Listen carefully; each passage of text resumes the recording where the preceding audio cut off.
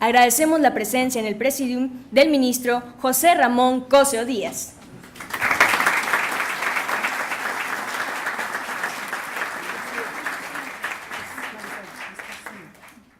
Maestro Humberto Gamboa Solís.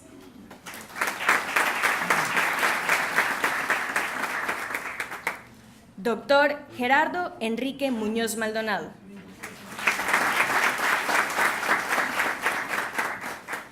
Magistrado Gonzalo Higinio Carrillo de León.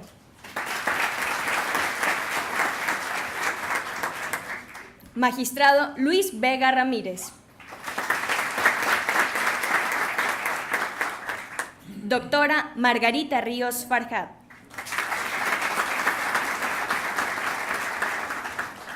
Maestra Angélica Arévalo Castro.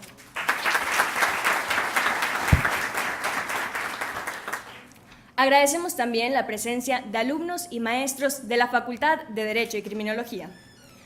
Para iniciar, le cedemos el uso de la palabra al subdirector académico de la Facultad de Derecho y Criminología, maestro Edgar Humberto Gamboa Solís, en representación del maestro Óscar Lugo Cerrato, para que nos dé la bienvenida.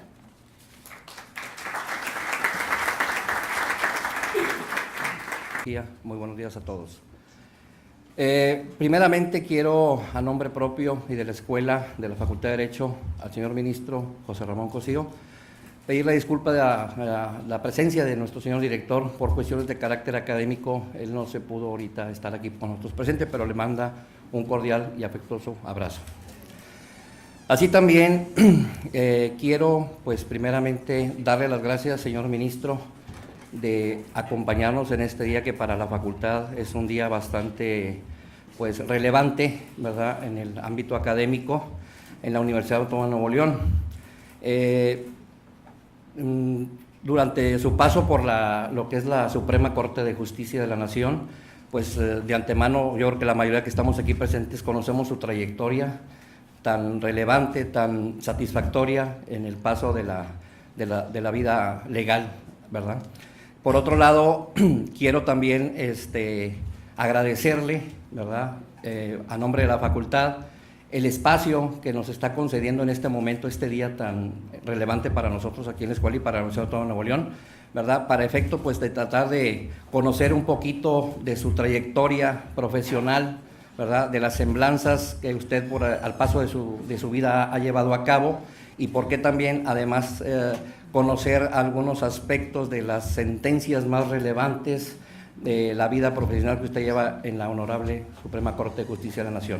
Sea usted bienvenido, es su casa, cuantas veces sea usted aquí, llegue aquí con nosotros a la Universidad Autónoma de Nuevo León y a la Facultad de Derecho, será usted bienvenido. Muchas gracias.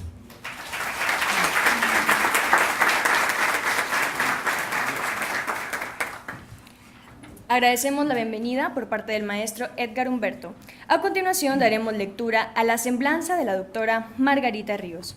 Doctora Ana Margarita Ríos Farjat, Monterrey, Nuevo León, abogada. Se graduó de la Universidad Autónoma de Nuevo León con el primer lugar de su generación y el diploma al mérito académico, otorgado anualmente por cursos de especialización avalados por la Suprema Corte de Justicia en 1998 y por la Bolsa Mexicana de Valores en el 2003.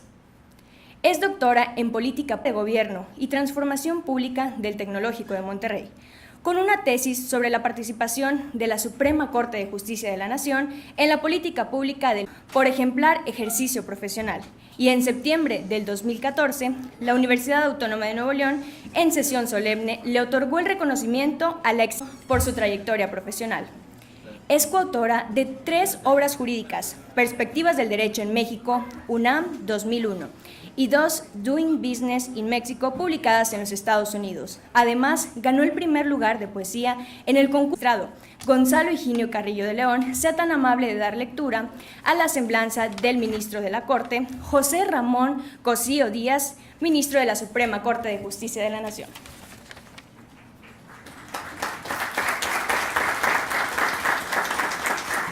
De Derecho y Criminología de la Universidad Autónoma de Nuevo León, que nos reciba esta mañana para llevar a cabo esta importante conferencia del señor ministro José Ramón Cosío Díaz.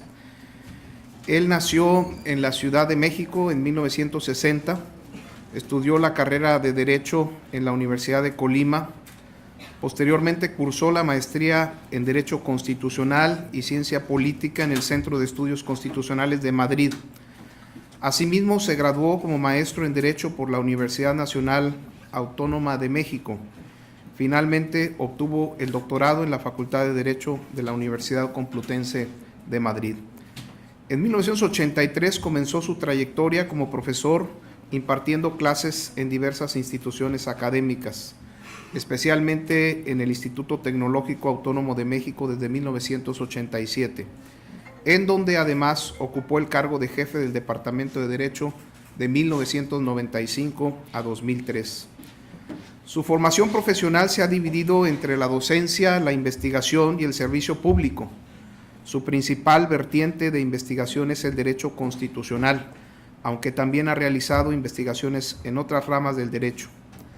Ha dirigido tesis de licenciatura, maestría y doctorado. A la fecha ha impartido diversas pláticas, cursos, seminarios, ponencias y discursos en diversas universidades de México y del extranjero. Ha escrito 26 libros. El más reciente lleva por título El sistema de justicia, trayectorias y descolocaciones.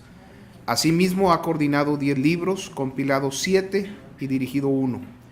Tiene diversos artículos publicados en libros colectivos, cuadernos académicos, revistas especializadas, revistas de divulgación y periódicos. Le han otorgado Pagés Hiergo en 2010 y en 2017 y el National Miliani 2011 para la promoción de las artes, los derechos humanos y la diversidad cultural. Además, académicas, científicas y profesionales, entre las que destacan el Sistema Nacional de Investigadores como Investigador Nacional Nivel 3, de la Cátedra de Estudios Jurídicos Iberoamericanos de la Universidad Carlos III de Madrid y el Tirant lo Blanche del Consejo Consultivo de la Universidad Autónoma Metropolitana, así como del grupo de académicos, expertos y ciudadanos que elaboraron la Carta Internacionales. Actualmente se desempeña como ministro de la Suprema Corte de Justicia de la Nación y profesor en el Instituto Tecnológico Autónomo de Periódicos El País y El Universal. Es un verdadero honor para el Poder Judicial de la Federación tener en nuestras filas a un personaje con esta trayectoria, con estos vastos conocimientos, pero sobre todo con una enorme sensibilidad hacia el mundo. Señor ministro, tenerlo entre nosotros. Le agradecemos mucho que haya aceptado estar este día tanto aquí en la universidad como posteriormente con la comunidad, porque ha tenido una influencia impresionante, no solamente con la propalación de sus ideas al interior de la Suprema Corte de Justicia de la Nación, sino inclusive nuevos problemas de la sociedad. Y eso es muy revelador de la inquietud que él tiene, porque debemos transformar nuestras formas de decidir las cosas. Enriquecidos todos los días a leer sus columnas editoriales, que son extraordinarias, a leer sus tesis, a leer las jurisprudencias, a leer sus votos particulares, porque definitivamente es una mente brillante del derecho. Muchas gracias, señor ministro, por estar con nosotros. Agradecemos al magistrado Gonzalo Higinio. Para dar inicio, les pedimos permanezcan en el presidium. Yo quisiera comenzar preguntándole que hagamos como una especie de recuento de 15 años divididos a nivel personal, a nivel institucional y a nivel jurídico, pero vamos como por partes. Primero, 15 años de tu vida en la Suprema Corte de Justicia. Bueno, en primer lugar, muchas gracias por la invitación y esta idea tan interesante que tuvo Margarita para dialogar. Les doy las gracias a las autoridades de la universidad. Yo hace varios años recibí aquí el doctorado honoris causa, cosa que me hace parte de esta comunidad, y de verdad que mucho les agradezco y reconozco a mis compañeros del Poder Judicial, por ahí anda Tere, Luis, Higinio, en fin, todos los compañeros que están aquí del Poder Judicial y por supuesto a los jóvenes que nos acompañan. ¿Qué pasó hace 15 años? Bueno, yo tenía 42 años cuando llegué a la Suprema Corte, con muchísimas ilusiones, candidato, luego presidente electo y luego presidente de la República, Ernesto Zedillo, que como saben ustedes fue una reforma importantísima. Se transformó la Suprema Corte de 21 a 26, de hecho a 11 ministros, tuvimos un cambio en las salas, que se generaron las controversias y las acciones, una nueva ley reglamentaria, en fin, una gran cantidad de cuestiones. Entonces yo tenía mucha ilusión de llegar a la Corte y ver cómo es que aquello iba a funcionar con esa legislación. Esto era una cuestión para mí importante. Dos, por aquellos años, y creo que alguna vez se lo contaba Margarita, yo leí alguna cosa, desde luego entiendo la relevancia, el personaje que voy a decir, no vayan a pensar que de ninguna manera me quiero comparar con él, pero sí leí una frase muy interesante de un biógrafo de Freud, donde decía que Freud en las mañanas tenía la consulta en Viena, todo el inicio del psicoanálisis, y por las tardes escribía los muchos libros que él escribió. Y a mí me pareció que esta era una experiencia muy importante de vida, cómo se puede ser ministro y de lo que uno es ministro, de la gran cantidad de asuntos que se conocen, cómo se puede hacer reflexión y experiencia sobre ellos para escribir, y después lo que uno escribe también utilizarlo en la resolución de los asuntos. Creo que esto fue una idea, la verdad, buenísima. No sé si se satisfizo o no con lo que yo hice, pero al menos a mí me dio una sensación de que tenía que usar la academia, voy a hablar así, para hacer sentencias, y lo que se hacía como práctica judicial como un elemento de reflexión sobre el derecho. Y la verdad creo que fue una buena decisión. A mí me parece que es una forma divertida, en el mejor sentido de la palabra, no tontera, una forma divertida de aprovechar el tiempo, de leer, de reflexionar y de tratar de estar haciendo este ejercicio. Eso yo pienso que fue un muy bonito inicio de la carrera, y creo que a mí me ha satisfecho mucho esto.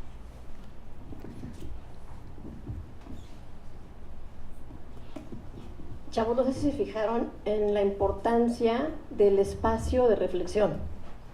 O sea, él lee, hace, ve gente, etcétera, y todo, pero busca un espacio de reflexión. Y eso es bien importante, sobre todo para la generación de ustedes, conectados de veras en un segundo y a todos los tipos de redes sociales. Si no están conectados a veces, o no, bueno, también digo nosotros, pero digo ustedes ya vinieron con la tecnología esta, ¿no? Para nosotros es nuevo. Entonces, si no estamos conectados, pues nos sentimos a veces raros, ¿no? Y está padre estar así, pero necesitamos un espacio donde ni pensemos ni hablemos, o sea, ni pensemos en hablar con gente, ni hablemos con ella, no, nosotros y nuestros pensamientos. A eso te referías precisamente con Freud, ¿no? Sí, yo creo que es una cuestión de veras muy importante, porque si no se queda uno en una dimensión muy, muy estática del derecho, pensando que el derecho o está terminado o está acabado, y que sobre él lo único que hay que hacer es volverse un aplicador, un práctico, y creo que sí se nos están viniendo muchos problemas, seguramente ahora los platicaremos con la doctora Margarita y después con las preguntas de ustedes. Sí hay un momento en donde uno tiene que tomar perspectiva y ver estas cuestiones. En este mismo sentido, algo que fue muy interesante y se lo recomiendo es no solo hacer lo que uno está haciendo todos los días, revisar proyectos, discutir los proyectos, hacer las sentencias o la jurisprudencia, sino hay un fenómeno muy importante para mí, que es precisamente esto: tratar de hacer experiencia de lo que uno está viviendo todos los días. Es decir, ¿qué es lo que estoy haciendo? ¿Qué es lo que estoy viviendo? ¿Por qué están pasando las cosas? ¿Cómo se está moviendo la institución? Yo en la Corte me di cuenta de algo con relativa facilidad, que es que la Corte opera por ciclos. Son ciclos históricos. Entran determinado tipo de problemas, los resolvemos nosotros y después los mandamos a los colegiados, como en un sentido no automático, porque es muy importante lo que hacen los colegiados, pero sí más de aplicación. Entonces hay ciclos históricos. Por ejemplo, tuvimos momentos muy importantes sobre extradiciones, tanto de personas de la delincuencia organizada hacia los Estados Unidos como personas que estaban vinculadas con ETA. Y ese fue un momento donde vinieron muchos casos de extradición, casi 30, los resolvimos, declaramos la validez de los tratados de extradición con España y con los Estados Unidos, y después esos bajaron. No tenemos muchos más casos. Entraron otros ciclos de impuestos en algunos momentos, suben y bajan. Tuvimos algunos ciclos sobre proporcionalidad de las penas que después desaparecen, y ahorita estamos teniendo uno muy desafortunado que tiene que ver con tortura por parte de los cuerpos de seguridad del país. Entonces, suben los asuntos, bajan los asuntos. Y es interesante darse cuenta de este proceso por ciclos, porque si no uno queda como agobiado y no entiende lo que uno está haciendo y parece simplemente repetir, hacer, y eso sí me parece que acaba por enajenar. Si uno se da cuenta que va a venir, tiene uno tiempo de prepararse, captar lo que está llegando, resolverlo y después saber que eso va a desaparecer.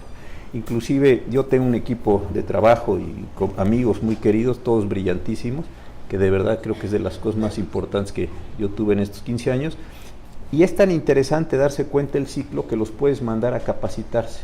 Empezamos a tener muchos problemas de doble tributación con Estados Unidos, y la persona que sabía impuestos, Eliseo Roa, fue a Washington 3 semanas a trabajar en el IRS para entender cómo eran estos procesos de los convenios, los entendió perfectamente, toda la mecánica impositiva, y cuando llegó pues era el que más sabía. Tuvimos problemas de proporcionalidad de penas, nos dio tiempo de mandar gente a Colombia, que ellos habían tenido en la Corte Constitucional de Colombia, aprendieron muchas cosas, regresaron y empezaron a aplicarlas. Entonces sí hay procesos que son muy interesantes, pero como decía la doctora Margarita, eso solo se entiende cuando uno alcanza a tener una perspectiva y de repente decir, ¿qué es lo que estoy haciendo? ¿Qué es lo que estoy viendo? ¿Qué es lo que está pasando frente a mí? Porque de otra manera pues es uno como hámster en una rueda ahí dando vueltas todo el día y no entiende uno nada, ni sabe a dónde va, simplemente está activando aquel mecanismo. Entonces esto sí me parece que es bien interesante, porque desde ahí pueden después salir ideas de hacia dónde estamos yendo, qué nos gustaría corregir, qué no estamos haciendo bien. Me parece que es una posibilidad diferente. Por ejemplo, se me ocurre también telecomunicaciones, claro, ¿no? Claro. Y ahí a lo mejor partía de una nueva ley en el 95, y luego empezaron a litigar las empresas grandes por el avance de la tecnología. Ya cuando llegó la corte ya llegaban tsunamis, ¿no? Y sí. los trajeron a ustedes. Sí. Eso también habla, lo que dice el ministro, de tomar la distancia, también permite ver no solamente lo que uno hace, sino hacia dónde se está moviendo la sociedad y los problemas, ¿no? Sí. Entonces, por lo menos, hacia dónde se mueve la corte. Y en ese caso de telecomunicaciones es bien interesante por una razón, porque como son problemas nuevos, no sabíamos, y yo hablo por mí, y creo que es el mismo caso de mis compañeros, exactamente qué era lo que alguna vez hablábamos: banda, onda, frecuencia, espectro. Esos no son conocimientos del uso normal de los abogados. Entonces, si queríamos regular bien el fenómeno de las telecomunicaciones, teníamos que enterarnos de ese fenómeno.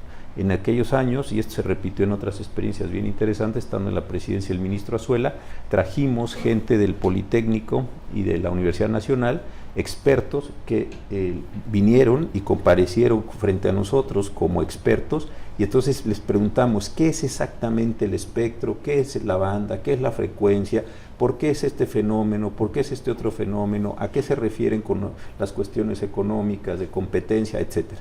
Entonces, con ese conocimiento, la resolución que tuvimos me parece que es mucho mejor.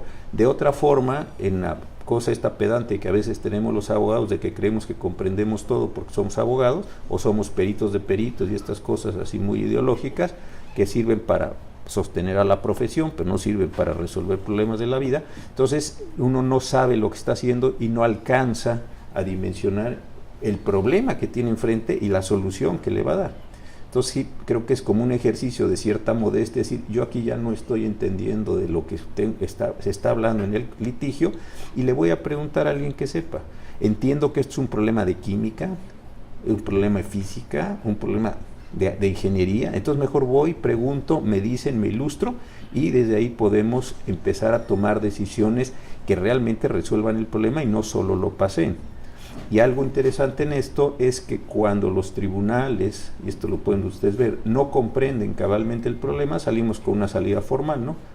Le buscamos ahí que no tenga la cláusula 48 del poder, y entonces les sobreseemos o les declaramos la improcedencia como formas de salida, ¿sí? Entonces el problema social, el problema técnico, el problema político sigue vivo porque no se resolvió el problema. Entonces creo que esto sí es una cuestión sumamente importante de los abogados, que decir, yo ya estoy empezando a caminar el vacío, mejor pregunto, resuelvo, me ilustro, y después entonces dicto una sentencia lo mejor posible en estos procesos de cambio social. Creo que telecomunicaciones, que lo trabajamos mucho con tu tesis, es un muy buen ejemplo de algo donde buscamos ilustrarnos más allá de lo que ordinariamente hacíamos. Ahora, con esa, ya tenemos una idea muy clara de la manera de razonar del ministro, ¿no? De la importancia que le da al tomar distancia de las cosas, reflexionar y demás. Entonces, obviamente, alguien que toma distancia tiene visiones más profundas, más analíticas. Entonces, va a ser interesante ahora que nos digas cómo ves en estos 15 años de evolución de la Corte, en lo que te ha tocado a ti. A ver, yo llegué a una Corte que hoy mucha gente no la considera una Corte progre o tiene algunos calificativos. Y la verdad es que la Corte, yo empecé a trabajar, de hecho, en enero del 2003. Entonces esa era una muy buena Corte. ¿Por qué razón? En primer lugar, hay que recordar que esa Corte se constituyó el 1 de febrero del 95 como consecuencia de una reforma constitucional. El presidente Zedillo presentó su iniciativa el 5 de diciembre del 94, estaba publicada en el Diario Oficial de la Federación el 31 de diciembre del 94, fue una reforma espectacularmente grande. Nos quedamos como país un mes sin Corte y el 1 de febrero tuvimos ya la nueva Corte funcional. Entonces, el tema interesante es qué tuvieron que hacer esos ministros para legitimar su actividad. Y esto creo que es algo que no les reconocemos suficientemente. ¿Por qué? Porque era la Corte de Zedillo, era la Corte que Zedillo acomodó para hacer una Corte nueva, era un golpe de Estado, como se dijo por algunos juristas en los periódicos. Es decir, había un problema real, no era simplemente una tontera esto. Entonces ellos tuvieron que inventarse, y me parece que tomaron muy bien la lógica del discurso de vamos a hacer Tribunal Constitucional, que es lo que ustedes ven hoy, seguimos repitiendo en el canal, pero es parte de esa época. Y hicieron cosas muy interesantes, salieron al mundo, fueron a las ligas donde se juntan las cortes constitucionales del mundo, hay ligas como en todo, la asociación de A y el club de B, y en fin, a eso fueron ellos, aprendieron, trajeron personas, empezaron a contratar algún tipo de secretarios de estudio y cuenta distintos a los que había, y muy importante, hicieron todo el trabajo procesal de las controversias y las acciones. Por supuesto que en esa época no hay decisiones espectaculares.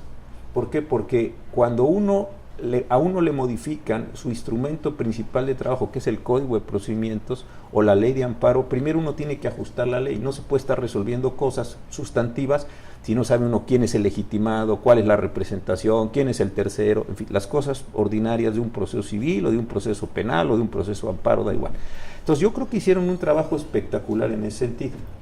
Y plancharon, voy a decirlo así. Entonces, es la impresión que yo tengo. Cuando yo llegué había ministros muy buenos, muy sólidos, que a lo mejor no le tenían, digamos, un interés en el derecho internacional por sus tiempos de formación, que a lo mejor no tenían un discurso tan abierto de derechos humanos, etcétera. Y ahí sí fueron unos años para mí como complicados, porque pues llegué de 42 años, yo había sido muy crítico de ellos, había escrito muchos artículos, algunos muy majaderos, en varias revistas, hay que decirlo. No, no, majaderos no, críticos. Bueno, críticos, pero sí algunas cosas así, y entonces, bueno, fue un momento interesante de acomodo. La verdad, todos muy generosos, y esos fueron los procesos.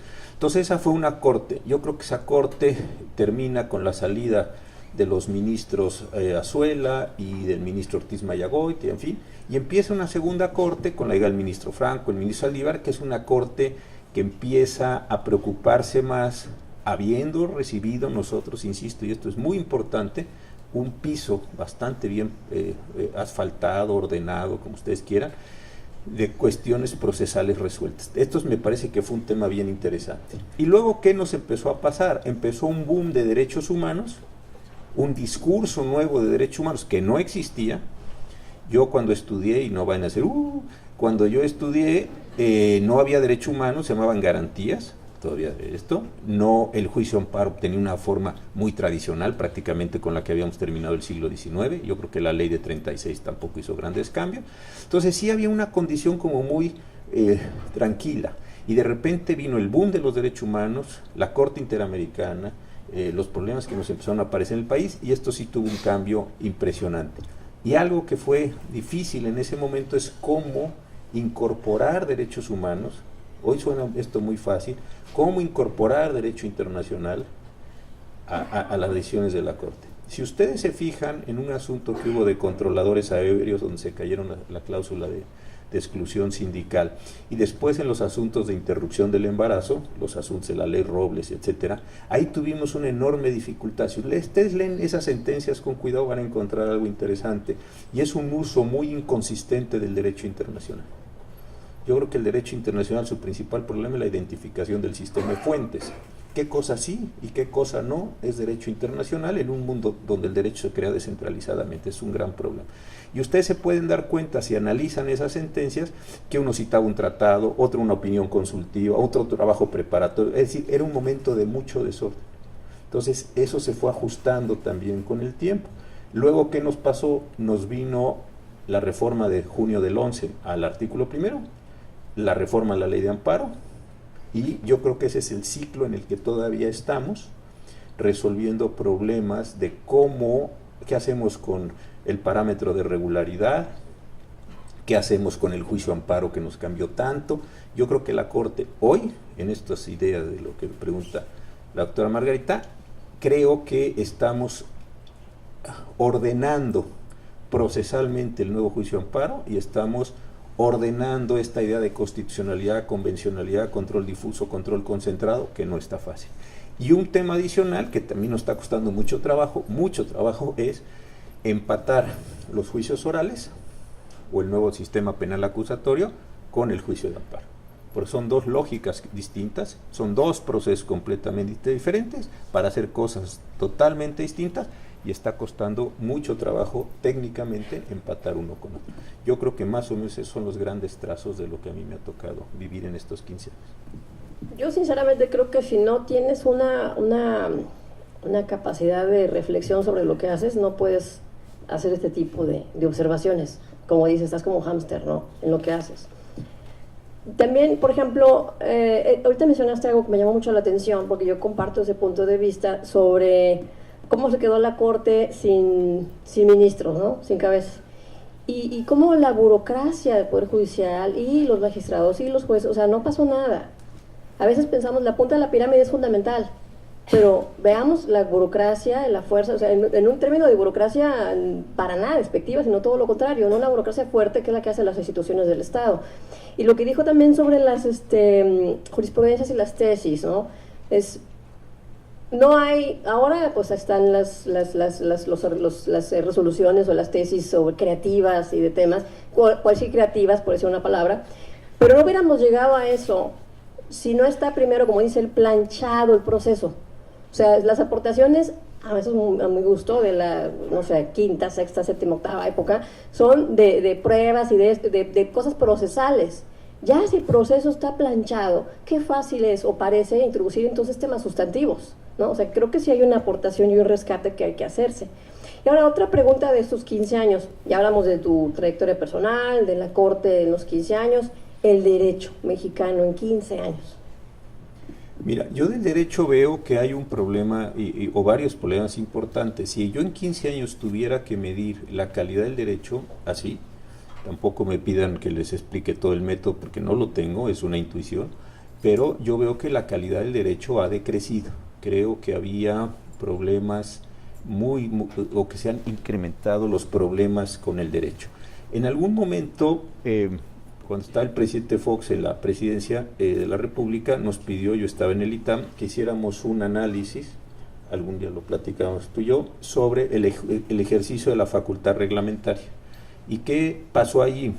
El ejercicio, todos sabemos cómo es el orden jurídico, digamos, yendo a lo tradicional. Está Constitución, leyes, tratados, después reglamentos, y después empieza un mundo muy, muy, muy desordenado. Hay acuerdos, circulares, decretos, normas oficiales, informes, y ahí sí es el aquelarre. ¿Por qué? Porque no hay modo de comprender todo eso. Y yo creo que esa parte del ejercicio de la facultad reglamentaria ha ido creciendo y entrado en procesos de dispersión increíblemente grandes. La gente no se ocupa de hacer buenas normas jurídicas y no se ocupa de ordenar esos fenómenos. La calidad de las leyes, yo con toda franqueza y con todo respeto a los legisladores federales y locales, observo que decrece. Creo que a veces no queda muy claro qué es lo que se quiere hacer con las leyes. me da la impresión a veces que se entra en grandes consensos, donde si tú le pones esto y yo voto y tú le pones lo otro, yo se lo quito, etcétera, y a veces quedan leyes muy poco claras. No hay una adecuación de los reglamentos y después, insisto, una difuminación del resto de las normas. Yo estoy en la Academia Nacional de Medicina y ahí hemos tenido varias discusiones, voy a usar solo este ejemplo, de lo mal que están hechas las normas oficiales mexicanas. Entonces, fíjense ustedes, voy a poner un ejemplo muy breve, pero es importante. Hay una norma oficial mexicana donde se establecen los procesos, los mecanismos, los lineamientos de cirugía bariátrica. Muy bien, sale la norma oficial mexicana y quedan.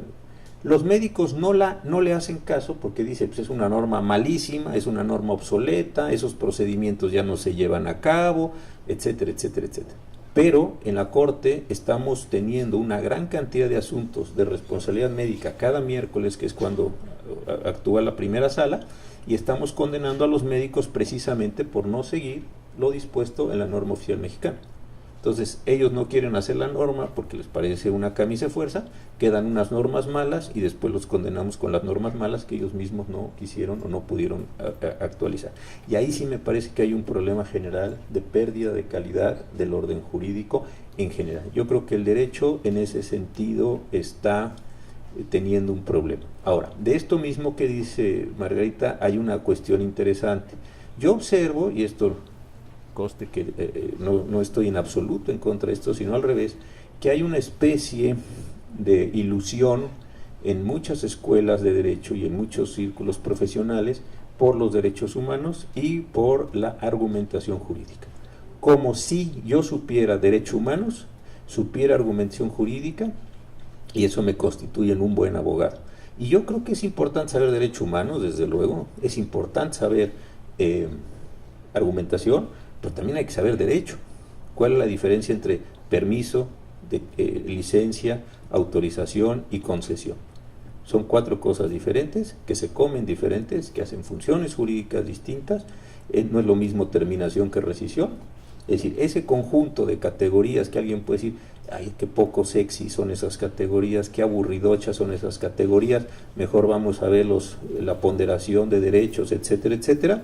Eso está bien saberlo, pero me parece que ha habido como una ilusión, que no es la primera vez, históricamente nos ha pasado esto en algunos momentos de la historia nacional, donde hemos perdido finura en la propia explicación del derecho por parte de los que estamos o de los que hacemos academia. Entonces sí creo que hay una pérdida de calidad del derecho producido, creo que hay una pérdida de competencias de quienes deben hacer el derecho.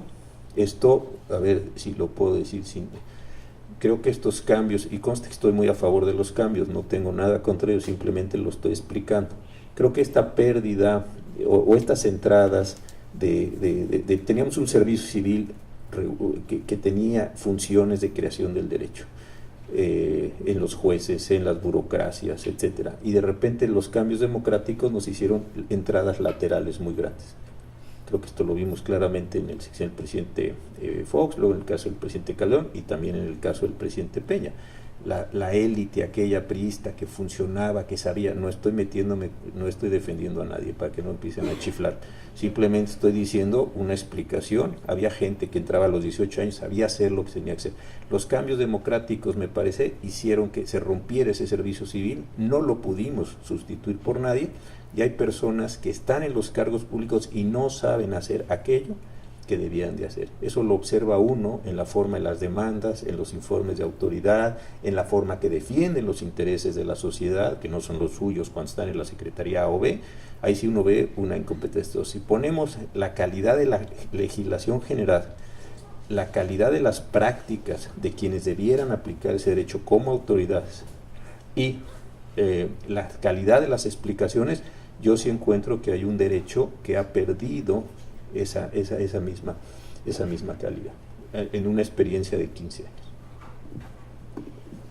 Antes de tomar el punto aquí, tú mencionaste sobre el conocimiento o la intuición.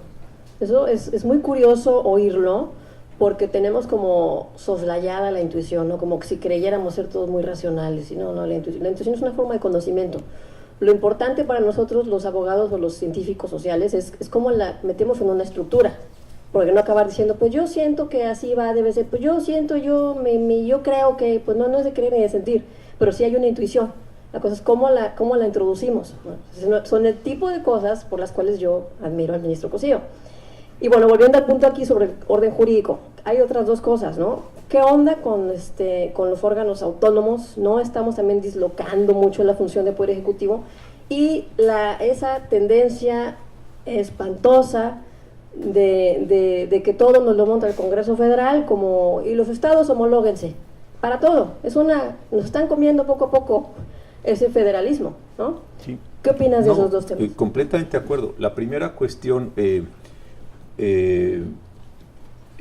déjame empezar con la segunda porque es más general. La parte del sistema federal, sí. Yo creo que los estados no se han dado cuenta de lo que han perdido en los últimos años en términos competenciales. Están vaciados y lo que son aplicadores, reguladores, generadores de normas que se diseñan en el marco general de la federación. Y lo pueden ustedes observar esto empíricamente con una facilidad enorme. Tomen la fracción 29 del 73 constitucional y ya se acabaron las literales, entonces hubo que crear una 30 y después correr la 30 a la 31. Entonces hay 29A, B hasta Z, después hay 31 y va a ser la 30, y ya pasó la de las residuales o de las implícitas ya pasó a ser la 32. Entonces, ahí la 31. Ya tienen ahí un problema enorme. Y yo creo que de esto de pérdida de calidad del orden jurídico, sí, yo creo, es mi impresión después de tantos años, que el mayor problema que enfrenta el orden jurídico como orden jurídico es la pésima calidad del sistema federal mexicano. ¿Por qué? Porque todo está empalmado, porque está muy poco claro, porque no hay una racionalidad. Si ustedes observan lo que es la materia general de delincuencia organizada, hay un modelo en trata, hay otro modelo en secuestro, hay otro modelo en salud. Entonces, yo no me puedo imaginar un agente que tiene que aplicar la legislación que en esa fragmentación de cosas puede entender cabalmente lo que está haciendo en una sola materia, ¿no? Si eso lo llevan a educación, lo llevan a salud, lo llevan a asentamientos humanos, ustedes encontrarán que eso se ha descontrolado profundamente. Y eso me parece que sí nos está generando una dificultad enorme. Yo me imagino que ustedes, los chicos que están aquí, desde luego los profesores, no pensarán que lo que la Corte hace fundamentalmente es ver temas de derechos humanos. Y la verdad es que no. Lo que nosotros vemos fundamentalmente son problemas del sistema federal. Yo creo que el 80-85% del trabajo en la Suprema Corte es la asignación de competencias. A veces sí a cuento de un problema de un individuo al que le aplicaron la ley A y él considera que no le tocaba la ley A porque es federal o local o lo que sea. Pero el fondo del problema de la Corte es estar reordenando la división de poderes y sobre todo el sistema federal. Acabamos de resolver ayer a las 2:30 de la tarde, terminamos con el asunto de la cuestión de la Ciudad de México, y pues eso era básicamente un problema de competencias, que si el derecho a esto o si el derecho al otro, no era ¿tiene usted derecho o no tiene usted derecho?, sino el problema es ¿puede legislar la Ciudad de México sobre eso o no? Si vuelven a ver todas las sesiones, ustedes se darán cuenta que lo que estábamos discutiendo es otra vez, ¿esto lo haces tú o esto lo hago yo? ¿Esto lo recaudas tú o lo recaudo yo? ¿Esto lo entregas tú o lo entrego yo?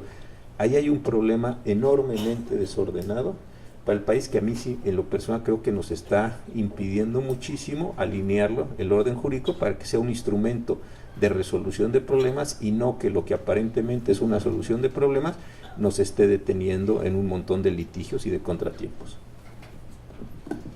Muy bien, ahora, ¿qué pensarías de la enseñanza del derecho? ¿Estamos enseñando adecuadamente para el futuro?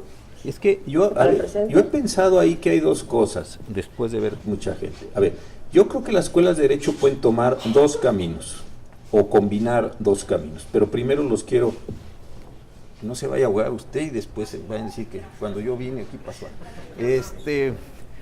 Entonces, el asunto es, yo creo que hay dos caminos. Uno, queremos una escuela hipercrítica, que se puede, entonces denunciar al derecho como instrumento de dominación, etcétera. que hay muy buenas tesis, muy buenos trabajos, etcétera, etcétera, o los enseñamos a que conozcan el derecho que tienen que aplicar. Y esto sí me parece que es una decisión radical. Y yo he visto eso muy mezclado en muchas escuelas. O la otra, simplemente los hacemos conocedores del derecho que está, sin tener o sin generar ninguna capacidad crítica de lo social y del mundo en el que estamos. Entonces, ahí me parece que es donde se choca primero en esos dos esquemas. ¿Qué creo que se puede hacer? Contra una combinación de enseñar derecho, porque ustedes van a vivir, los chicos, de hacer contratos. No, lo lamento, pero de eso van a vivir, para eso se metieron en esta escuela, o de hacer sentencias, o de eso van a hacer, o sea, van a formalizar la realidad. Lo que le van a dar es un orden a la realidad. En un litigio van a encontrar que este niño es hijo de su papá o no, que este señor es dueño de esta casa o no, que esta escritura es o no, que este testamento es válido o no, que esta persona va a irse a la cárcel o no. Eso es lo que van a hacer ustedes hacer en ese sentido. Entonces sí les tenemos que enseñar las herramientas para que sepan hacer de forma muy competente contratos, sentencias, etcétera. ¿Por qué? Porque de otra forma aquello que la realidad o que sus clientes o quien los haya puesto en el cargo quería lograr a través de la actuación de ustedes, no se va a lograr. Entonces el dueño de la casa no va a ser dueño de la casa, la inversión de una empresa se va a caer porque ustedes hicieron mal las emisiones, etcétera, etcétera. Sí hay una parte ahí muy dura. Pero sí observo que, y tú lo ponías el ejemplo, muy interesante, del telefonito, ¿no? Yo estaba dando clase en el ITAM y dejé de dar clase un año porque me daba cuenta que estaba pasando algo y yo no lo alcanzaba a comprender, de eso ya hace muchos años. Y la diferencia era esta, ¿no? Porque uno dice, la Constitución mexicana que se promulgó el 4 de febrero, profesor, fue el 5 de febrero porque aquí dices mucho. Y el artículo 8, profesor, el artículo 8 reformó ayer y aquí dice el teléfono. Entonces es una lata dar clase con ustedes, ¿por qué? Porque saben mucho. Antes uno les puede decir lo que se les da la gana y de aquí a que se enteraban, pues ahí había pasado. Y cuando decía, oiga, y usted no, yo no dije eso, seguramente tú fuiste la que no entendiste, niño, niña, y no estén fastidiados. En cambio hoy la cosa es mucho más complicada, ¿por qué? Porque en tiempo real, como dicen, pues saltan ustedes ahí como fieras y es una lata dar clase. Pero entonces lo interesante para mí viene esto. Primero el problema crítico, ¿qué tanto les tenemos que enseñar derecho como es y qué tanto les tenemos que enseñar a ser críticos de una sociedad? Es un problema central, que a veces queda oculto y no se ve, y, en fin. Y el segundo problema me parece también muy interesante. ¿Qué hacemos con ustedes, con los chicos, con los estudiantes, si tienen muchísima información? Lo que ustedes no saben es necesariamente qué hacer con esa información. Yo cuando me dicen, profesor, aquí le digo, perfecto, ¿eso que me está diciendo es un derecho, una obligación, una facultad, una sanción o una responsabilidad? Tú sabes, ya, de acuerdo, el artículo 20 está perfecto, tú lo estás leyendo muy bien, inclusive sabes lo que dice la jurisprudencia, a lo mejor yo ni conocía esa jurisprudencia porque es de la segunda sala, no discuto. Lo que me estás diciendo, ¿qué función cumple al interior de un orden jurídico? Este sí me parece que es el problema central. Entonces, ¿qué he pensado yo con esto? No enseñarles información, porque esa información usted la tiene, sino forzarlos a que sepan dónde acomodan esa información y qué hacen con esa información. Y esto sí me parece que pasa por enseñar mucha teoría general del derecho, como forma abstracta de generar casillas en las cuales ustedes puedan colocar estos elementos en las casillas. Esto sí me parece que es un asunto central. Chicos, si se fijan lo que les comentaba yo hace ratito al principio sobre la estructura. O sea, quiero que vean este pequeño momento que les sirva, que vean cómo es la estructura, ¿no? Incluso ahorita nos hizo una crítica muy aguda, con toda modestia. Pues me enseñan el artículo, a veces yo no me sé el número. ¿Pero qué significa eso? Vamos a tener la información, ¿dónde la ponemos, dónde la acomodamos, qué significa? Y es lo mismo, estamos conectadísimos, ya tenemos mucha información, pero no la podemos procesar. No se puede, la racionalidad es limitada, necesitamos espacio para procesarla, para digerirla. Por supuesto que es sumamente valioso saber el número del artículo que no saberlo, pero ¿qué con eso? ¿No? Entonces, a eso nos referíamos nosotros con la estructura, y en lo personal creo que esa es la, yo creo que son varias, pero a lo mejor esa es la que yo más admiro de tu legado en la Suprema Corte, la estructura de razonamiento. Bueno, y además no lo va a decir él, pero pero si uno ve las discusiones del Pleno muchas veces, él es el que introduce orden estructural en temas, en maneras de pensar, no con el martillo, no, orden de, bueno, ¿cómo vamos a contrastar esto con esto? ¿Cómo vamos a hacer? Y entonces tienes a todo el mundo de repente dando vueltas en torno a eso, ¿no? Entonces la estructura es fundamental, ¿no? Yo no sé si quieres agregar algo aquí ahorita, sí, o abrimos con los chavos. No, una más, porque creo que es bien interesante. A ver, y quisiera, y a lo mejor lo debí haber dicho antes, pero les quiero hacer una pregunta que me parece central. Si yo les pregunto a ustedes por qué los médicos son valiosos para una sociedad, la respuesta es bastante obvia, ¿no? Porque nos ayudan a prevenir enfermedades, resuelven enfermedades, curan la salud, lo que ustedes quieran. ¿Por qué los ingenieros son valiosos en una sociedad? Pues que diseñan estructuras, también está bastante fácil de responder eso. ¿Y por qué los abogados somos valiosos, a pesar de la mala fama que cargamos y de todos los chistes que podríamos hacer sobre nosotros mismos? ¿Por qué somos valiosos socialmente? Y este sí es un asunto central. ¿Un valiente o una valiente? Vámonos, vamos. ¿Por qué? Gracias, chicos. Y así ya nos vamos.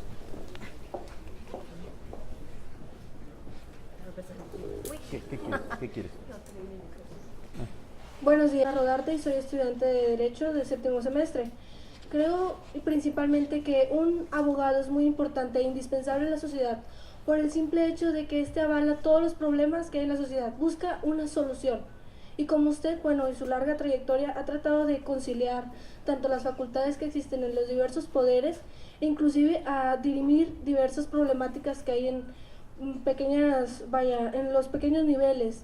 Y es algo muy importante porque la sociedad trasciende una y otra vez y va presentando problemáticas que a veces el entendimiento es muy difícil para la sociedad que no entiende del derecho. Y creo yo que es muy importante para nosotros comprender tanto las problemáticas básicas hasta las más difíciles para poder dirimirlas, como usted en algún momento.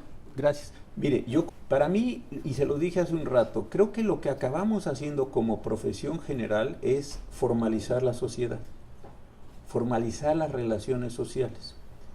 No sé si usted vino en su auto, si es propietario de un auto. Si vino en un auto, usted sabe que es propietario de su auto, o se lo prestaron sus papás, y sus papás son propietarios del auto, porque en la factura lo dice.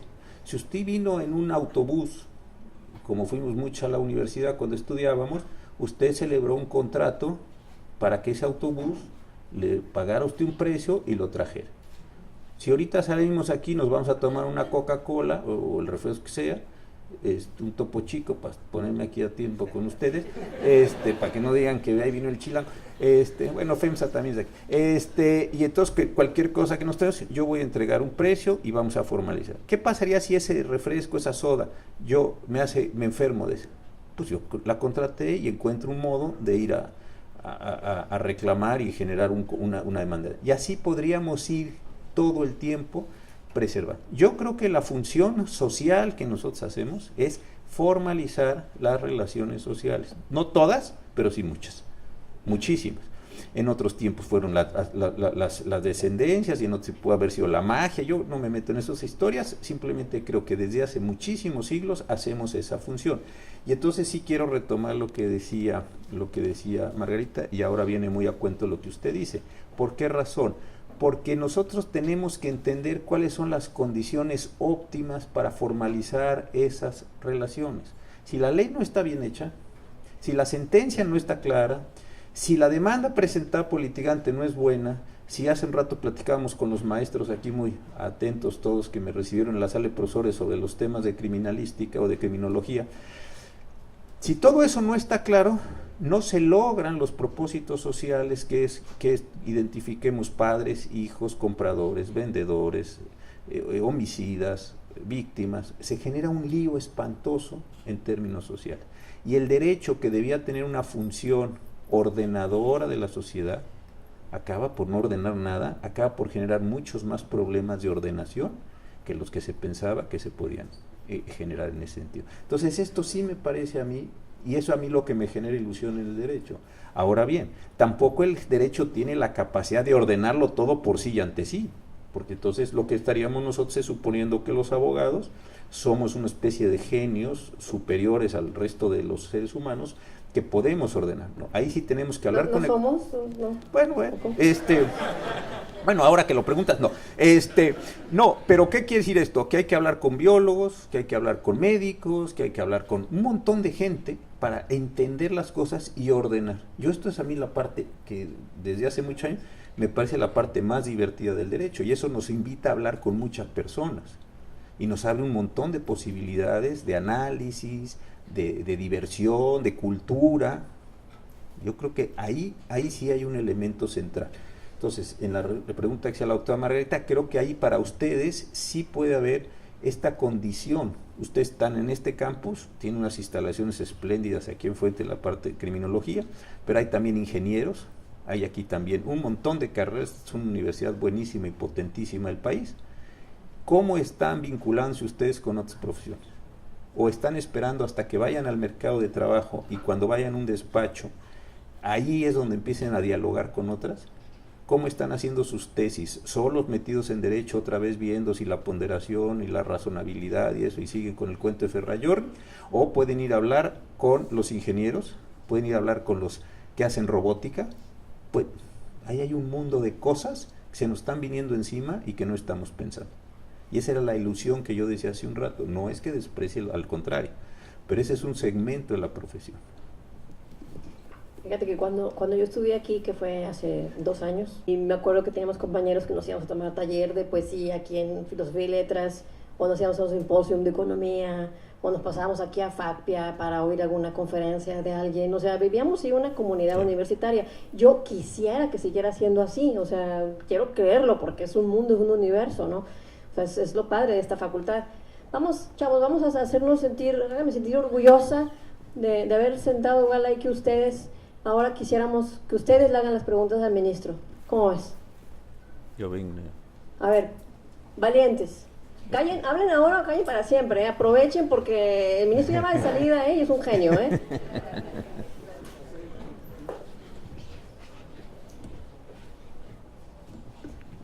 ¿Lo prendo aquí?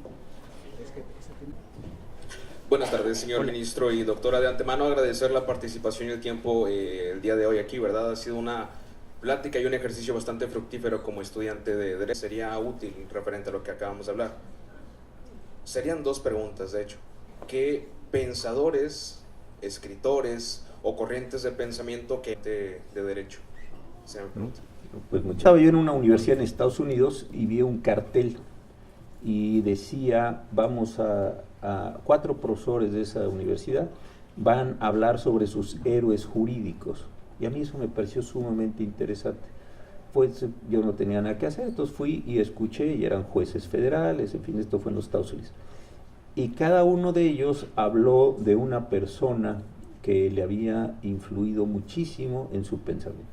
Entonces yo después de eso sí pensé, son de esas cosas que uno se queda ya solo en la tarde, en fin, ahí salí a caminar y todo.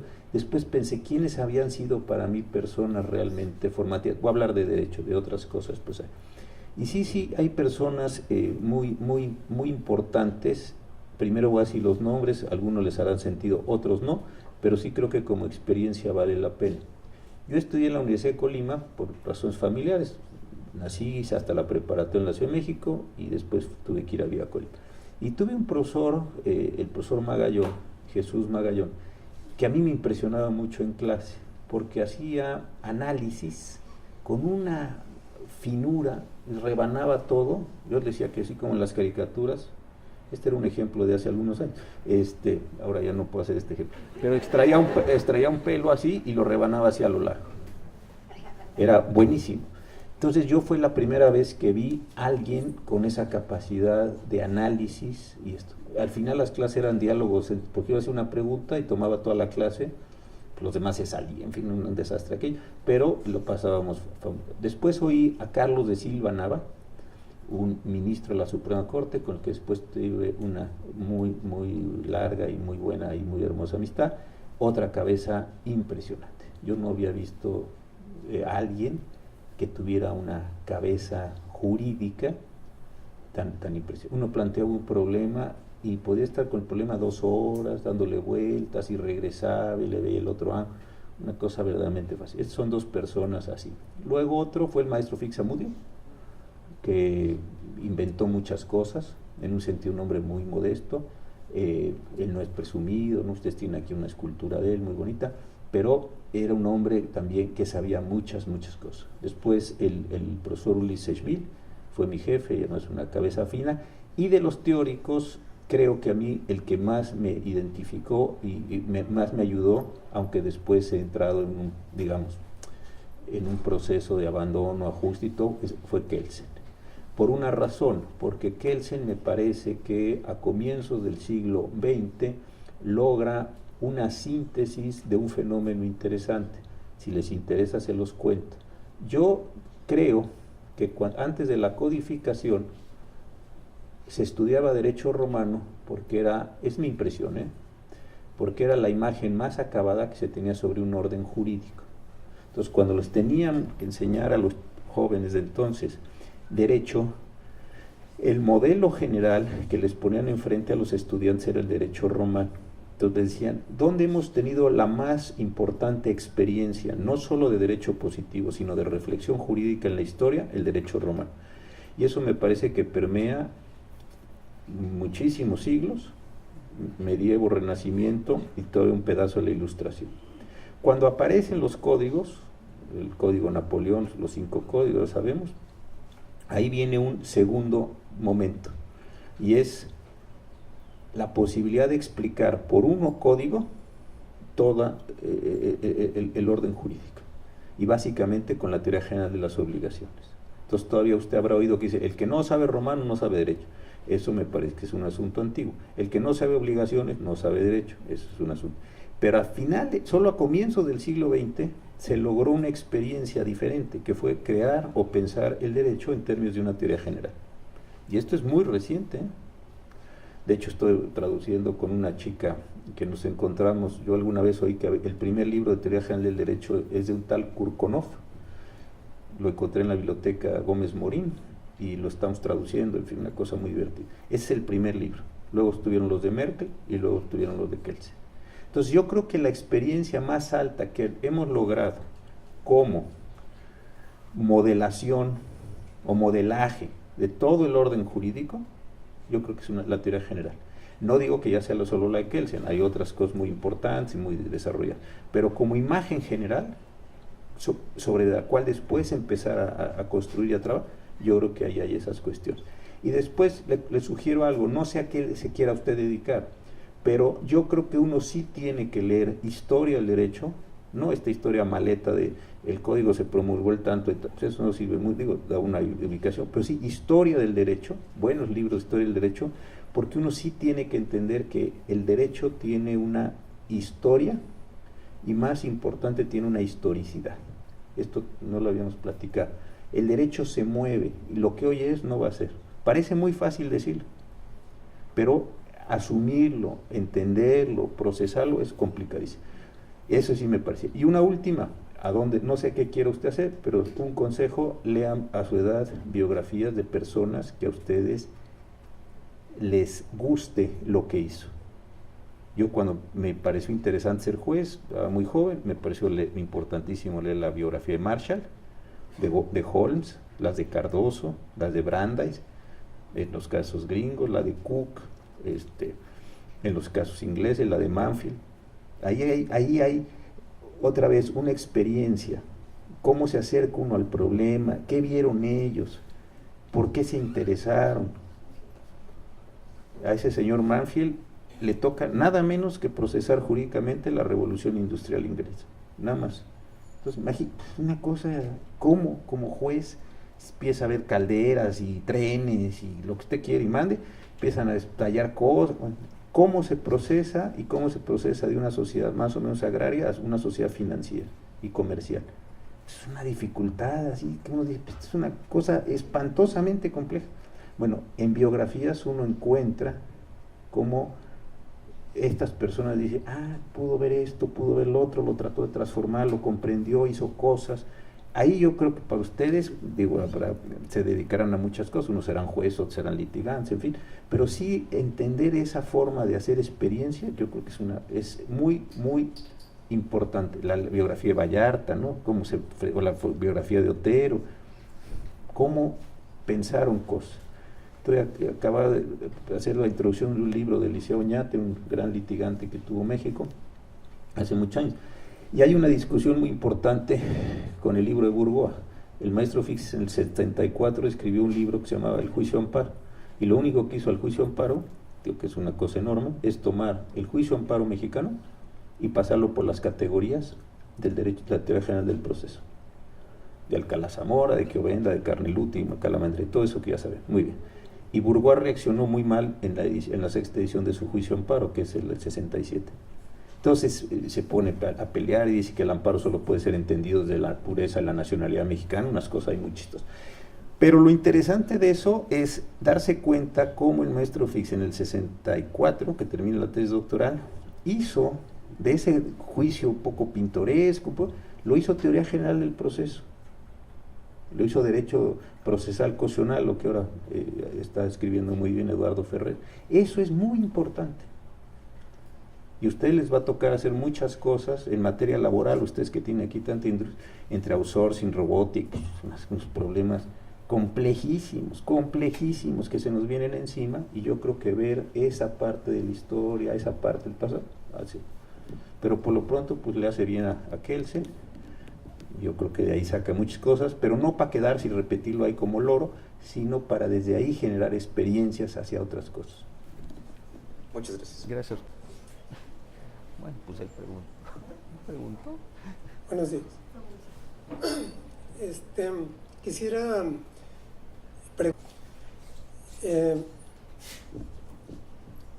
la Corte ha dicho que la pensión compensatoria solamente se da cuando acaece el divorcio.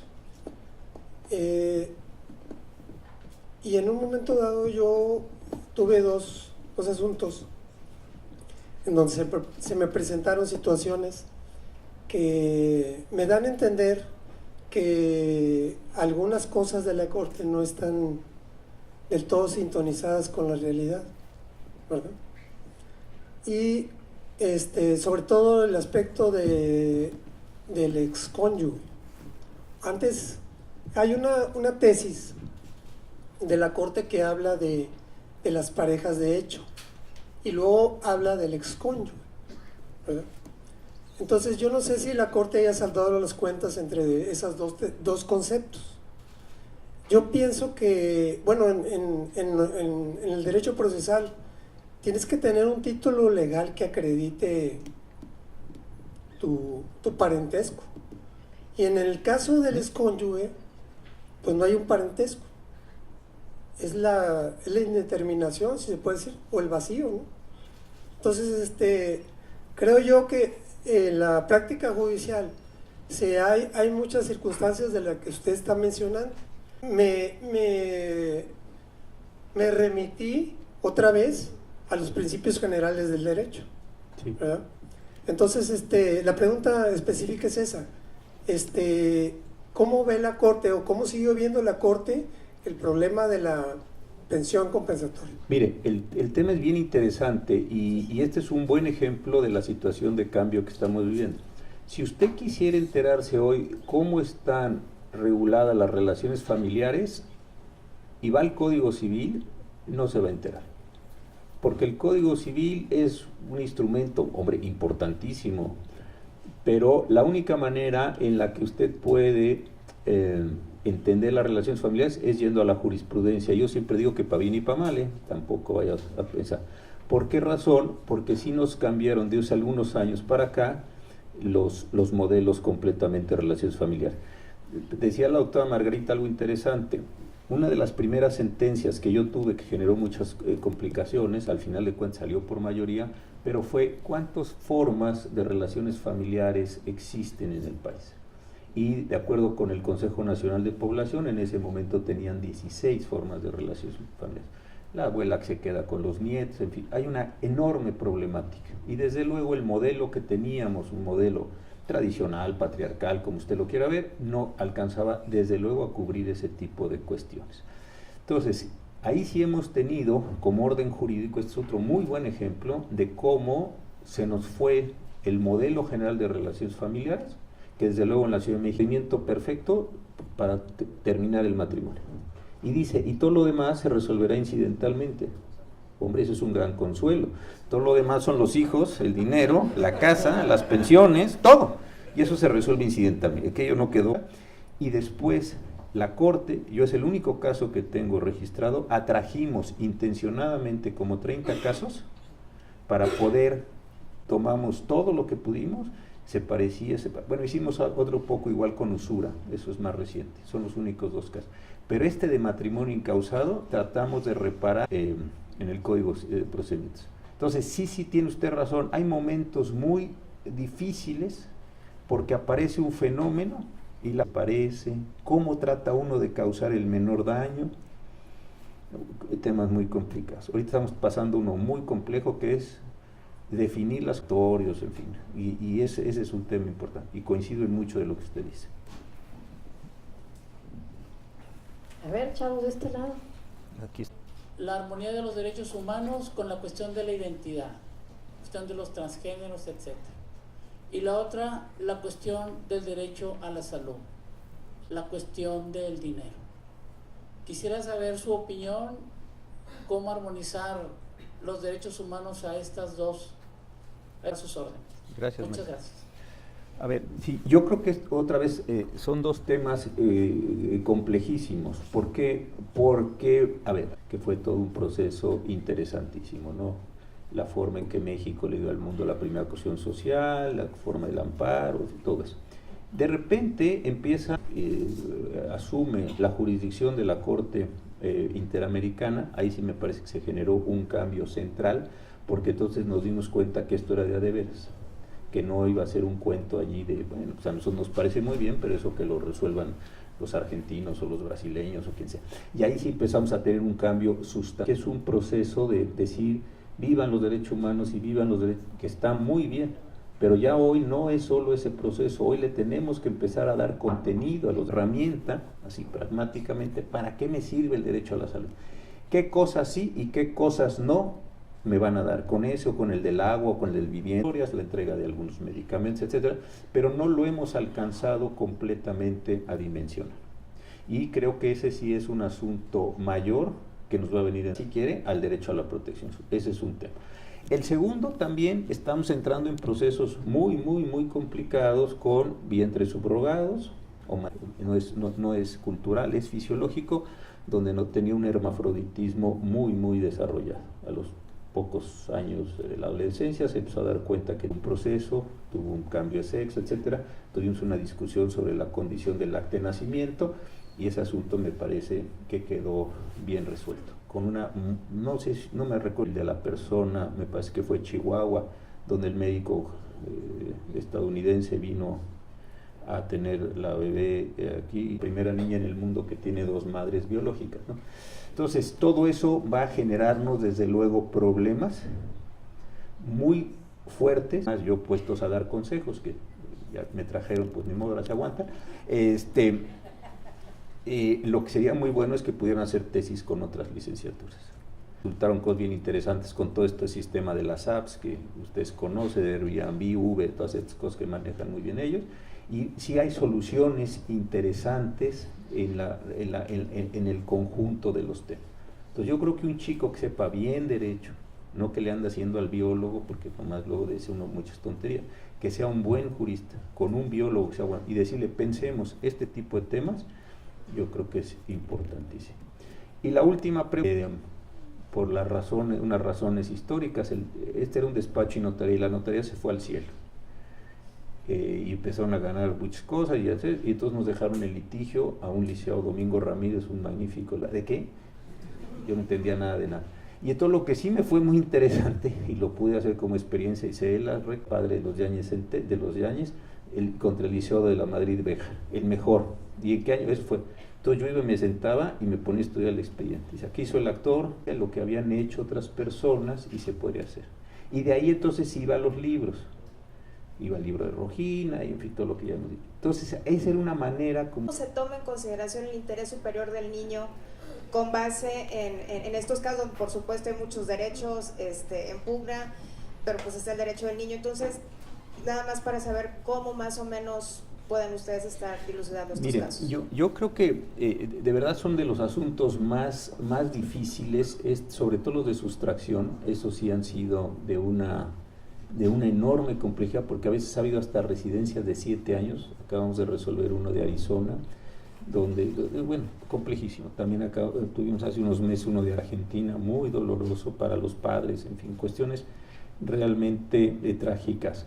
Y ahí sí creo que nos ha faltado precisión en algunas cuestiones, que es en la parte de las evaluaciones psicológicas. Ahí sí no hemos desahogado todas las pruebas. El artículo 79 del Código Federal de Procedimientos Civiles dice, el juez se puede llegar de cualquier elemento para entender, no dice así, desde luego, para entender el problema que tiene enfrente, para mejor proveer, para comprender. Ese artículo 79 a mí me parece que es una pena que no lo usemos más los juzgadores, porque sí podríamos allegarnos de algunas pruebas relativamente rápidas, y con esas pruebas relativamente rápidas tomar algunas decisiones mucho más ilustradas. Voy a poner un ejemplo literario. Sé que es literario, pero tiene una parte importante de realidad. Hay una novela de este escritor Ian McEwan que se llama La Ley del Menor. Está en Alfaguara. Es muy importante esa novela porque es la vida de un juez real, inglés, que se jubiló hace unos años, pero está personificada la novela por una juez de lo familiar en Inglaterra. Y lo interesante de la novela es que en algún momento tiene un problema de transfusión de sangre de un niño, o tiene otro caso donde tiene que separar a 2 chicos que nacieron siameses, y entonces uno de los 2 va a morir, en fin, decisiones realmente complicadas. Pero lo que es interesante en la novela es que cuando este señor está instruyendo, puede echar mano de trabajadoras sociales, puede echar mano de psicólogos, y entonces ilustran el criterio. De hecho, en una escena, no sé si funcione tan así, la señora suspende la audiencia y se van al hospital a ver a este chico. Tenía un cáncer muy avanzado, entonces o lo transfundían o el chico moría. Y a pesar de la oposición de los padres, lo transfundimos, ¿no? Porque todavía no llegaba a los 18 años. Entonces, ese tipo de herramientas de cómo los jueces podemos salir a la realidad, tomar pedazos de la realidad y traerlas al proceso para comprender, eso sí me parece que es un asunto central, y no lo podemos en muchísimos casos hacer. Entonces sí creo que esa parte, si se pudiera construir mejor, ya sé que es caro, ya sé que no hay entrenamientos, conozco la situación de las defensorías, o sea, lo sé, pero simplemente como problema ideal a resolver es comprender más cosas. Ahora que va a venir la oralidad civil y familiar, que ya está en la reforma, yo creo que algo de eso se podría hacer un poco mayor. Que haya posibilidades dentro de la oralidad, como de salir al mundo o de traer más mundo a la sala para comprender más ese tipo de cuestiones. Y otro asunto interesante, ya que está usted interesado en eso, no tenemos una sistematización de lo que significa interés superior al menor. Hay para arriba, para abajo, para un lado y para otro. No hay una, nadie se ha sentado, nosotros desde luego no, porque estamos resolviendo uno tras otro, pero hacer dogmática jurídica de la buena y decir, a ver, yo me voy a sentar y voy a ordenar todos estos fenómenos en un texto que diga interés superior del menor, sus principales categorías, eso no existe. Entonces andamos así todavía en eso. Como les decía yo, que estamos con otros problemas, que sí estamos, los temas familiares que decíamos con el liceo, ahí hay todavía desorden. Así funciona la ciencia jurídica, tampoco pensemos, viene un fenómeno tan grande que primero se resuelve y después se sistematiza, y después desde la dogmática jurídica se disciplina los órganos mismos del Estado. ¿En qué sentido? En el sentido, oiga, usted dijo hace 15 días esto, no vaya a decir ahora lo contrario. Entonces empieza a disciplinar al propio órgano. Esa es una función central de la dogmática que no estamos cumpliendo, pero sí me parece, y coincido con usted, en que este es uno de los temas más desordenadillos que tenemos, el del interés, porque sirve para muchas cosas. ahorita que mencionas del interés superior del menor, o sea, es que sirve para justificar una política educativa o la política educativa contraria, para estar con una madre o para estar con un padre en un divorcio, que si hay violencia, para saber su origen o no saber su origen, sirve para todos los extremos, ¿no? ¿Quién es la siguiente pregunta? ¿Quién? Acá, el chavo, el muchacho, el alumno, el compañero. El jovenazo. Hola, buenos días a todos. ¿Cuál es su postura a favor o en contra de la tipificación del feminicidio? No, pues yo estoy a favor del feminicidio, pero otra vez viene un problema grave. Hemos tenido que declarar inconstitucionales el tipo porque el feminicidio quedó tipificado como matar a una mujer, no como matar a una mujer con una intencionalidad específica, de forma tal que si ya saliera una persona en su coche y atropellara a una mujer, ¿eso constituye un feminicidio? Así nada más, pues no.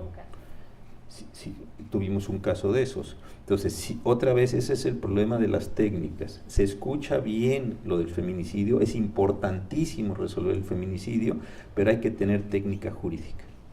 Si vamos a poner un caso tonto, va una persona en una motocicleta y en un descuido se cruza una mujer, insisto, la atropella desafortunadamente y la mata. ¿Hay feminicidio ahí? Pues, hubiera podido ser una mujer o podría ser un hombre, o sea, no tiene ninguna relación con los casos. Entonces ahí tuvimos que declarar esta condición. Hay que cuidar bien los tipos, sobre todo en una materia tan estricta como es el penal, hay que cuidar bien lo que se pone, y al cuidar bien lo que se pone, lograr, otra vez voy a lo que estábamos diciendo hace un rato, el fin que uno quiere. Porque hay de repente ideas interesantes, tuvimos otra del Estado de Veracruz, sobre lo que significaba molestar a las personas por los celulares, esto del móvil, todo esto, mal redactado. Entonces, es decir, pues eso no está logrando la finalidad que se quiere lograr, ¿no? Esa es la parte técnica que yo insisto, si queremos hacer el bien, pues hagámoslo bien, porque de otra manera queda una cosa que tuvimos que declarar. Pero sí me parece un asunto central en lo que estamos viviendo.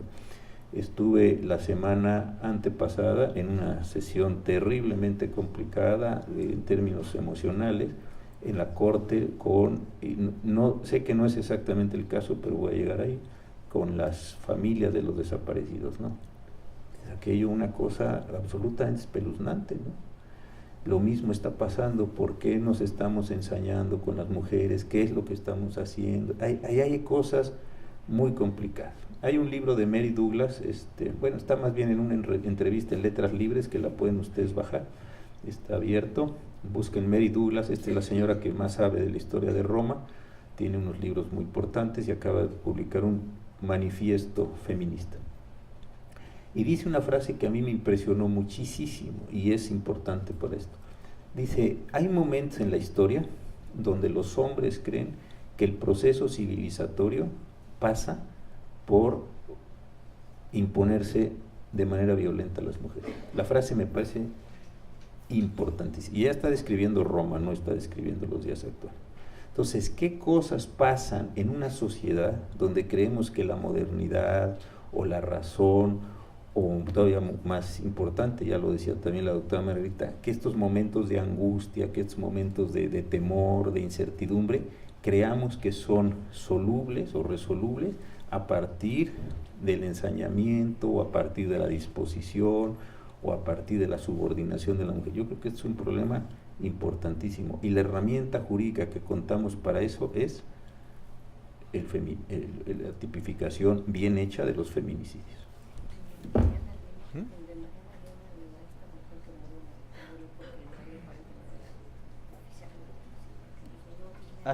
Sí, también, sí, hemos tenido varios casos, sí, de este sentido de feminicidios, y sí son algunas cosas verdaderamente atroces, ¿no? No solo es privar de la vida a alguien, sino es privar, humillar, vejar, a veces a quien está vivo, a veces ya a quien está muerto. Sí, es un proceso muy fuerte. Por eso, ojalá, léanse Mary Beard, está en Letras Libres hace como 3 años esto, y lean con cuidado eso.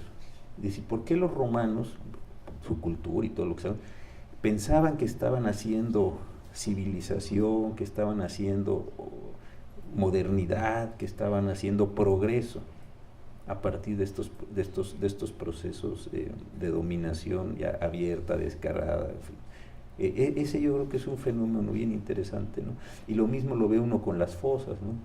La manera en que se veja a las mujeres, la manera en que se utiliza, todo el tema de Juárez, que nadie alcanza a tener una explicación, ¿no? Que si son las maquiladoras, que si son pobres, que una nube ahí de teorías y de hipótesis que no alcanzan a explicar prácticamente nada, ¿no? Y ese yo creo que sí es otro tema interesante, pero otra vez yo insisto, y con esto ya para pasar que quien vaya a darle la palabra, la doctora Margarita, si queremos hacer las cosas, ocupémonos de las formalidades del derecho. Miren, yo como juez me pasa, y aquí hay magistrados muy destacados, les agradezco mucho que estén aquí, que nos están acompañando, Higinio, Luis, en fin. Y a veces uno dice, pero ¿cómo es que frente a un hecho tan grave se comportaron tan torpemente las autoridades investigadoras? ¿Cómo es que los ministerios públicos o los peritos y de veras a veces daba pena dejar ir a personas, ¿no? Acabamos de tener un caso el miércoles pasado de un secuestro y la muerte final de una pobre chiquilla de 7 años, una tontera increíblemente grave, y llevaron el proceso como si hubiera sido un proceso cualquiera, ¿no? Entonces, claro, desacreditamos al derecho, desacreditamos a la justicia, desacreditamos a todo el mundo y no logramos como conciliar el proceso civilizatorio. Entonces, si van a ser ministerios públicos, pues de veras prepárense bien, hagan sus investigaciones, adquieran información. De otra forma, con pura voluntad y con buenos deseos y vamos a echarle ganas, no sale el asunto porque es un mundo técnico en el que estamos metidos, ¿eh? Este es un tema bien importante para ustedes porque sí les van a tocar también como jóvenes procesos de cambio jurídico centrales. El penal que está corriendo es gravísimo, porque está muy deshilachado, voy a usar esta expresión, pero el laboral que se viene en unos pocos está igualmente deshilachado, y luego el civil, y luego el familiar, y si suman eso, pues ya sumaron el 80% del litigio nacional, y si deshilachamos el 80% del litigio nacional, pues esto se acaba en una situación muy, muy seria en términos de organización social. Pero en fin, ya me extendí de más. Que resolvieron ustedes obligando a las instancias jurisdiccionales inferiores a analizar otra vez el caso con perspectiva de género, pero es una cosa impresionante, una novela.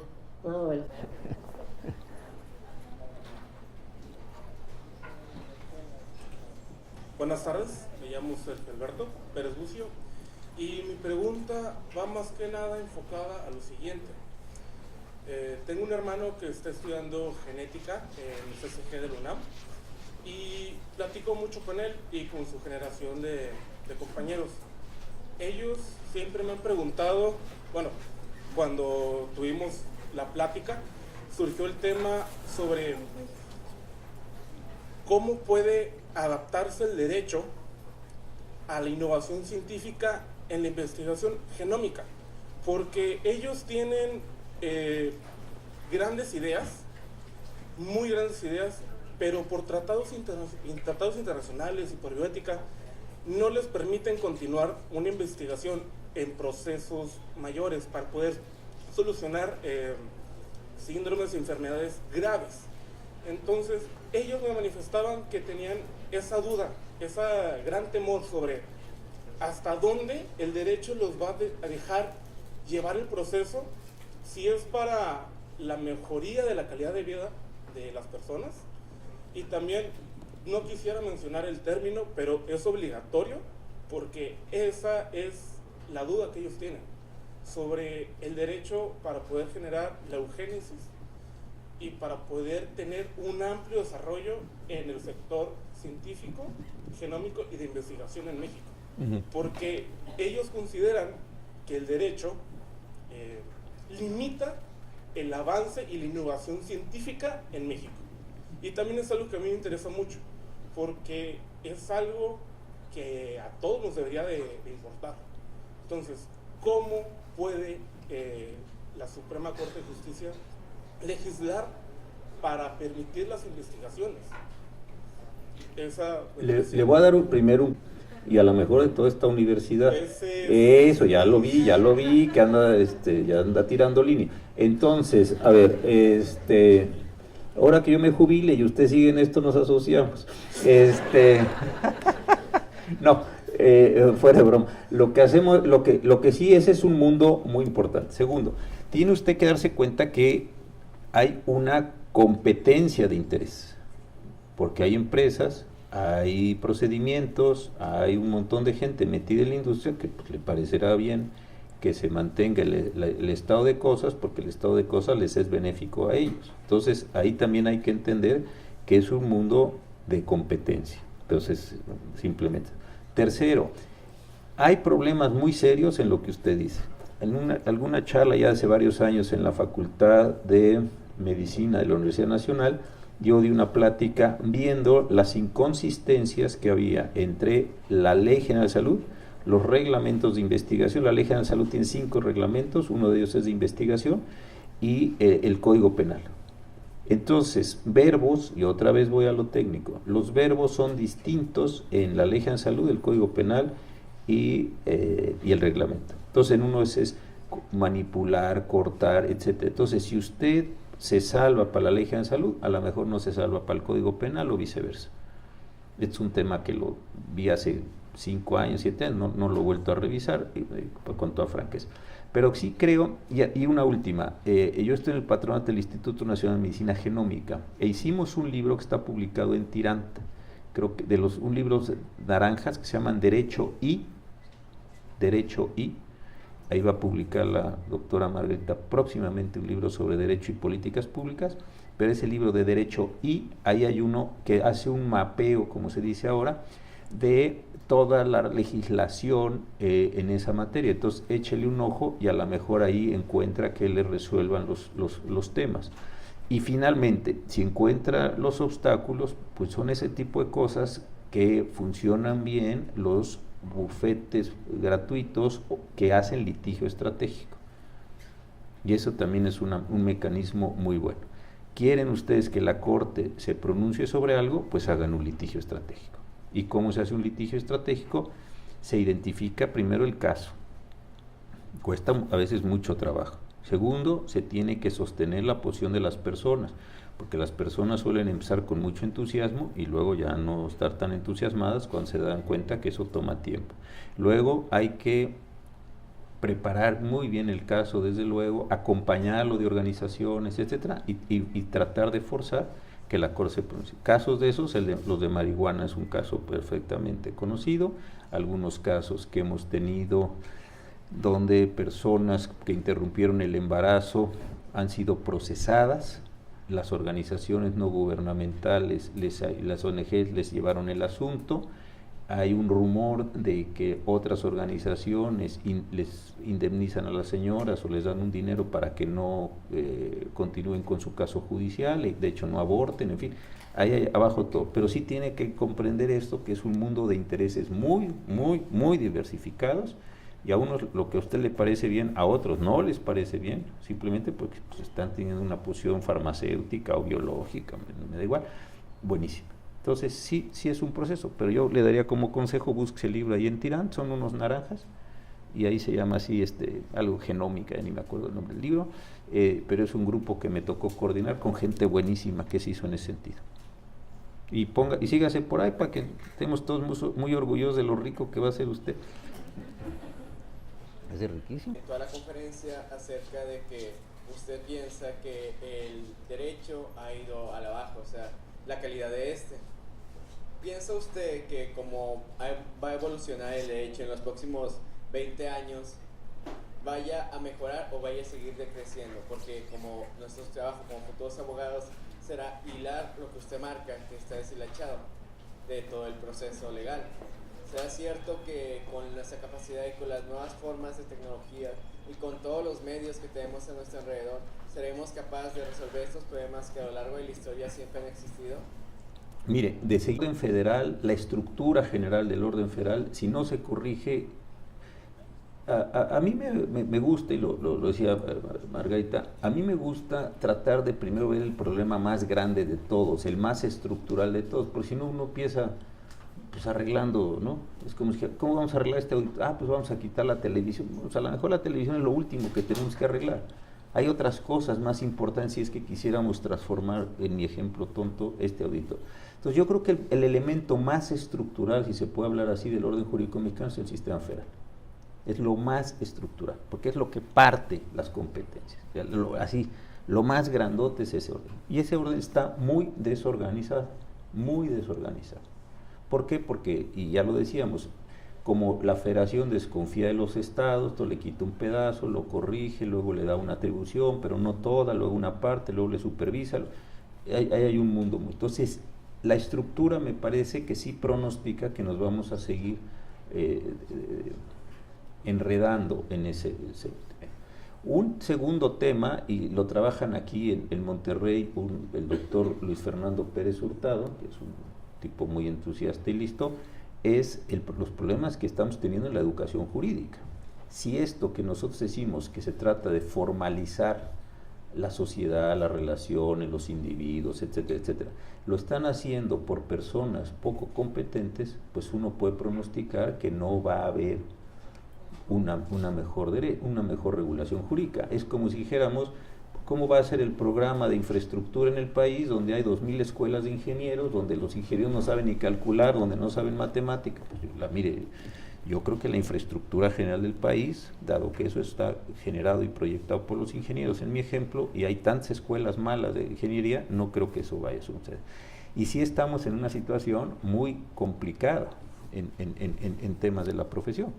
¿Por qué? Porque salen pues, muchísimos chicos, chicas, sin ninguna capacidad, y no tenemos elementos de diferenciación entre un bueno y un mal abogado, una buena y una mala abogada, porque la cédula profesional, yo pongo un ejemplo del mejor estudiante de la mejor universidad, vale exactamente lo mismo en términos formales que la cédula profesional del peor estudiante de la peor universidad. Entonces usted ve cédula profesional, ve abogado y dice, pues ha de ser el sujeto más o menos. No tenemos ningún correctivo, no tenemos formas de restringir las salidas, ahora se titulan con cualquier formalidad ahí, maleta, salen al mercado y echan a perder muchísimas personas, patrimonios, vidas, libertades, ¿no? Yo hay veces que vienen a verme a la corte y digo, señora, oiga, ¿qué me sugiere? ¿De veras quiere que le sugiera algo? No le haga ya nada al asunto. Ese asunto está completamente muerto. Peso que le ponga es peso que mejor tírelo así, quémelo.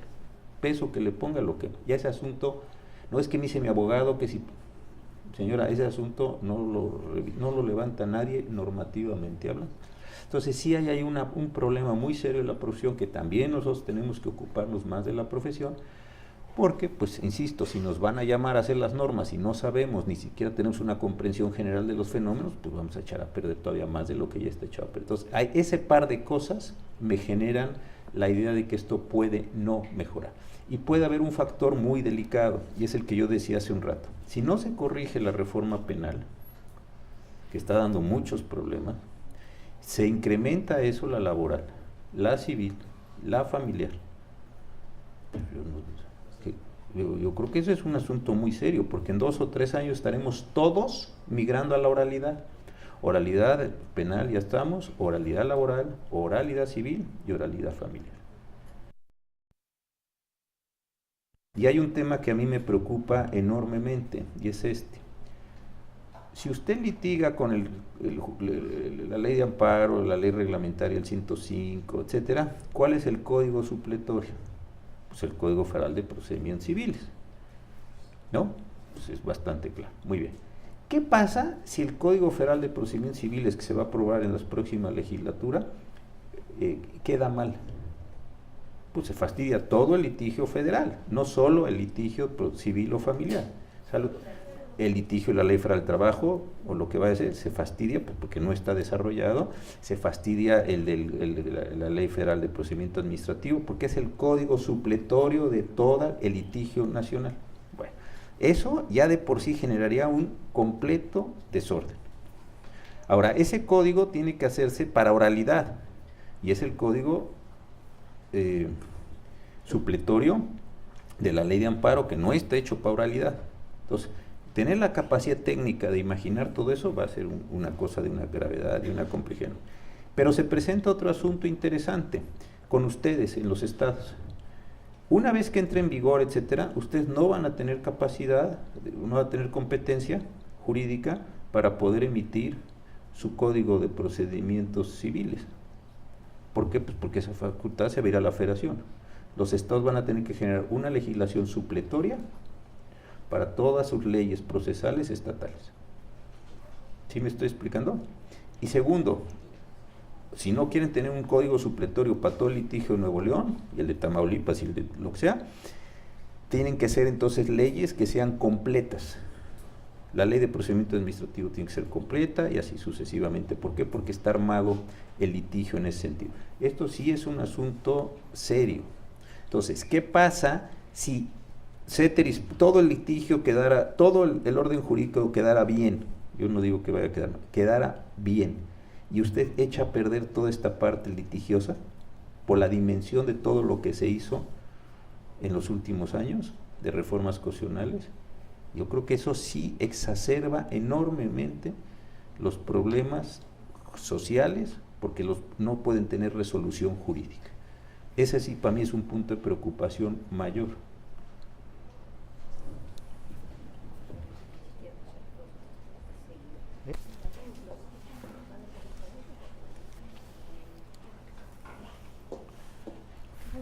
Buen día. Primero, bienvenido, ministro presidente. Ya quisiera yo, nomás déjelo el ministro, nomás déjelo el ministro. No soy abogado, soy politólogo. Me apasiona mucho el derecho. Dime. Y escuchando allá por el 2001, 2002, en el arranque del gobierno del presidente Fox, a los maestros Diego Valadez y se llama Jorge Carpizo, ¿sería? Jorge Carpizo, sí. Que le preguntaron un compañero, ¿cuál es el problema de México?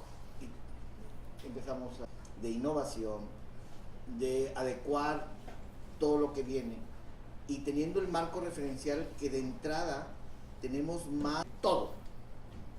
Total, para el 2010, las 10 universidades más importantes del mundo hacen un consorcio y empiezan a trabajar. Lo que usted acaba de decir, que el modelo priista de los 80s, y con este cambio de régimen nuevo, con una visión totalmente diferente, no está, por ejemplo, para la sucesión al trono de Inglaterra, está hasta el 1253 que sabes quién va a ser rey, en caso de no se identifican, y voy a eso en el tema de Ayotzinapa. El Estado mexicano mató, pues el Estado somos todos, el Estado. Okay. Más lo que viene con todo el avance tecnológico, más el detalle muy simple.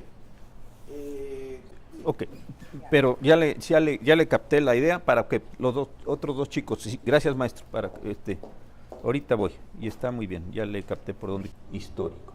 A mí hay un libro que me gusta mucho de Fernando Escalante que se llama Ciudadanos Imaginarios, seguramente lo conocen, y si no, de verdad, búsquenlo, está publicado por el Colegio de México, y es esta idea del siglo XIX de diseñar unas normas padrísimas, ¿no? Padrísimas, mejores que las europeas en muchos sentidos, y pues la gente seguía en una situación de fueros, de privilegios, de comunidades, en fin.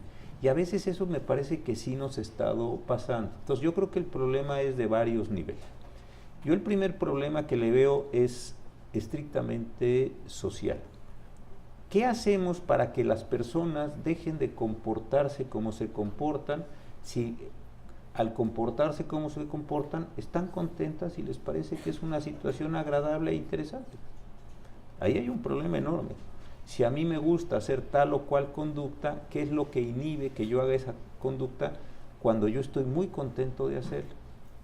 Romper cosas, robar, beber, lo que a quien le parece. Entonces, lograr un ajuste de conductas entre los seres humanos es un asunto sumamente complicado, de suyo, porque pues hay tendencias, culturas, lo que sea, para comportarse. Entonces, ahí hay un primer problema. Segundo, creo que sí hay un problema que también, ya lo habíamos dicho, se viene arrastrando de hace muchísimos años y es en un muy mal diseño normativo.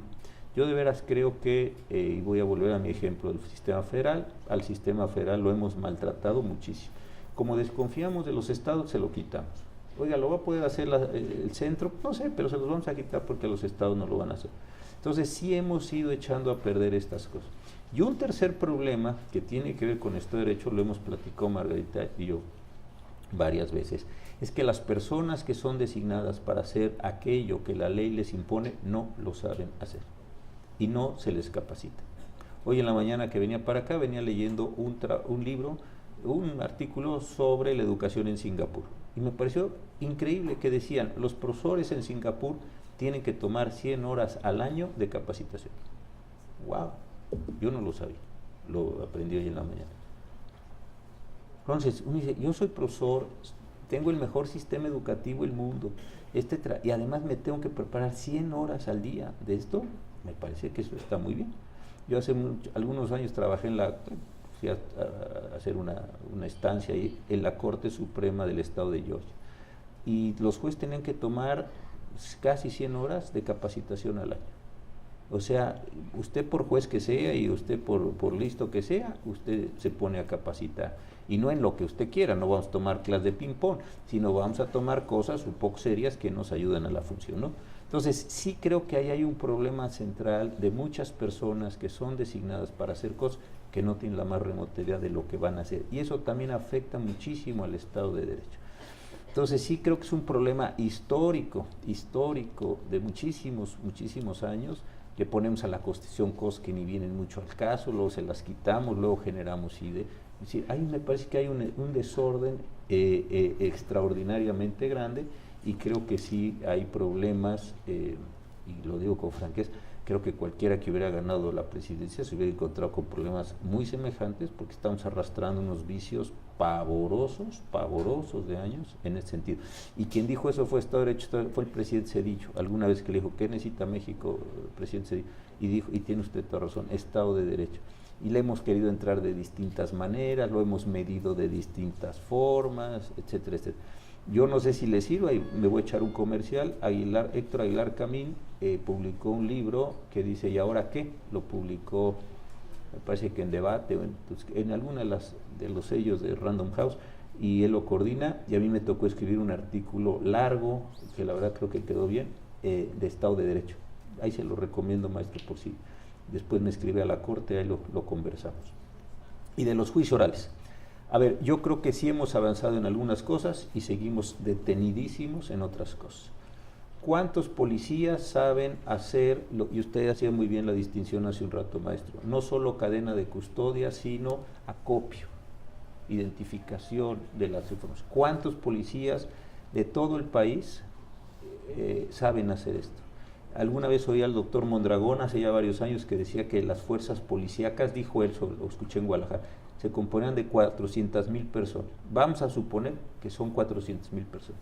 Cómpreme ese dato. No tengo la certeza. ¿Cuántos de 400,000 saben hacer eso que usted decía? Discriminar. Después, ya que hicieron ese trabajo de campo, guardar la cadena de custodia, presentarse en una audiencia, sostener una acusación en una audiencia, aguantar los golpes que tira el abogado de la defensa. ¿Cuántos policías? Muy bien. ¿Cómo estamos en servicios periciales en el país? Muy mal. ¿Cómo está? Y usted va entonces revisando, y sí se da uno cuenta que no hay, desde el lado otra vez de las capacidades, un esfuerzo enorme por capacitar personas. Yo hace muchos años, ya en el sexenio del presidente Peña, pero estaba ahí alguien en la Procuraduría que yo conocía, le dije, oye, a mí se me ocurre una idea, igual yo digo una tontera, pero en fin, creo que las soluciones hay que ser. ¿Cuántos médicos forenses se requieren por cada 1,000,000 de habitantes? Yo le dije, a ver, vamos a echar unas cuentas aquí chinas. Vamos a decir que un médico forense por cada 1,000,000 de habitantes. Bueno, necesitamos 120 médicos forenses. ¿Cuántos patólogos forenses? ¿Cuántos químicos forenses? ¿Cuántos? Listo. ¿Por qué? Porque eso se puede medir. La PGR tiene 26 especialidades forenses. Vamos a pensar que las 26 fueran perfectas. En otros países son mucho menos, pero vamos. Entonces, 26 por 120, ¿no? Eso que da, eso es lo que necesitamos de capacitación. ¿Cómo los capacitamos? ¿Cómo les hacemos exámenes de confianza? ¿Cómo los distribuimos en el territorio nacional? ¿Cómo tenemos una reposición de esto? ¿Cómo? Y voy a decir una cosa horrible, pero a mí me parece que eso al final de cuentas es como entrar en una línea de producción de gente capacitada. Entonces, la Facultad de Medicina de la UNAM, ¿cuántos nos puede capacitar? De 120, nomás 60, perfecto. Y la de Nuevo León, otros 68. Ya, listo. Entonces, pongamos a capacitar gente. Los llevamos, los entrenamos y los ponemos en campo, Esas son a mí las acciones que me parece que se tienen que tomar. Y con toda franqueza, no se están tomando. Luego, hay cosas que ya tenemos, y ustedes la tienen, los magistrados federales, la experiencia. No está ajustado el juicio de amparo a la ley de procedimientos, al Código Nacional de Procedimientos. No está, bueno, y que nos costaría muy trabajo hacer una reunión con jueces de instancia, y decir, esto es ajustable, esto no es ajustable, esto no es, listo. Pero no hay ese ejercicio de cosas. Y lo quiero decir también esto, mi impresión es que después de todo el proceso perdimos a los líderes de las reformas. O sea, hoy, ¿quién ha tomado para sí como un proceso de cambio social la reforma penal? Nadie. ¿Quién habla de esto? Nadie. Todos nos quejamos, pero no tenemos un líder social que diga, a ver, yo me echo el tiro de empujar la reforma hasta donde toque, y entreno gente y produzco capacidad. De verdad, tampoco es una cosa así de magia negra, es cosa de sentarse, ¿no? La humanidad ha ido a procesos gigantescos, ya con esto va a terminar, de guerra. Y en la guerra se entrena un montón de gente, en poco tiempo se les prepara, se les habitualla, se les arma y se les manda al frente. Y son gente competente, saben hacer cosas en entrenamientos duros durante un tiempo. Que de veras no podemos entrar en procesos de capacitación de odontólogos forenses, fotógrafos forenses, químicos forenses. A mí me parece que eso no es, pero me parece que no es la idea de eso es lo que se tiene que hacer, si nos seguimos deshojando la margarita y diciendo que es mejor el sistema nuevo que el anterior. Bueno, pues sigamos en eso mientras llegamos a una crisis social todavía más grave que la tenemos. Pues como es la última vez que voy a hablar aquí antes de que nos vayamos, muchísimas gracias a todos por las atenciones. De veras, como lo dije el día que me dieron el doctorado, yo me siento parte de la comunidad, y ya el año que entra, que estaré en el total desempleo, ya vendré más seguido por aquí. Y gracias, Marlene.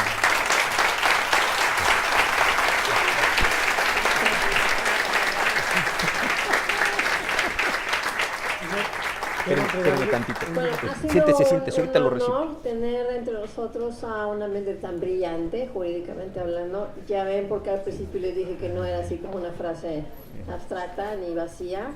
En lo personal le agradezco mucho la invitación de los magistrados del circuito, de los jueces de distrito, que me hayan invitado a compartir este momento que yo disfruto muchísimo. Por supuesto, a la Casa de la Cultura Jurídica, a la arquitecta Arévalo, a mi amigo Oscar Lugo, que está ahorita de viaje, que es director de la facultad, a los compañeros de generación. Y bueno, al señor ministro José Ramón Cosío Díaz, pues lo va a extrañar mucho a la primera sala. Y de veras ya vieron que no digo cosas así vacías. Lo va a extrañar mucho la Suprema Corte de Justicia, y lo va a extrañar mucho el país, porque él mismo dijo el tema de la capacitación. O sea, ministro, muchísimas gracias por venir aquí a compartir en mi alma mater, la Universidad Autónoma de Nuevo León. Muchas gracias. Gracias a todos.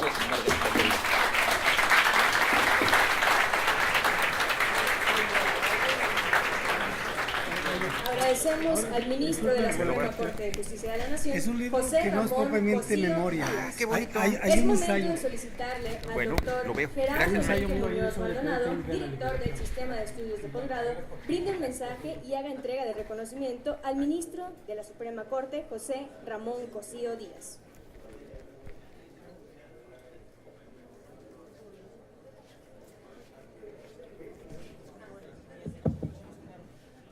Señor ministro, es un placer estar aquí con usted. Le agradecemos mucho que esté aquí con nosotros de parte del señor rector, el maestro Rogelio Garza Rivera, de parte de la Universidad Autónoma de Nuevo León, y del doctor, del director, en este caso Oscar Lugo. Le damos las gracias por estar aquí. Excelente su plática. Coincidimos totalmente en lo que usted estaba comentando, y retomo las palabras en donde tienen que hacerse sinergias entre los diferentes instancias de la licenciatura, las maestrías y los doctorados. Le quiero informar que la universidad trae esa bandera. Desde ahorita se están haciendo ya algunas sinergias, sobre todo en las ingenierías, en la medicina, e invitamos a los abogados que también lo hagan. Y para nosotros esa es una parte muy importante, es lo que nos va a hacer crecer, es lo que va a hacer la innovación y es lo que va a hacer crecer el conocimiento. La otra cosa que quería comentar es de que el logo que tiene, o más que el logo, el eslogan que tiene esta universidad es la de educar para transformar y transformar para trascender. Y aquí tenemos, es una prueba, tanto el señor ministro como la doctora, es una prueba de esa transformación a través de la educación y la trascendencia que tienen ambos en nuestro país, ¿verdad? Y eso para nosotros es muy importante, muy importante.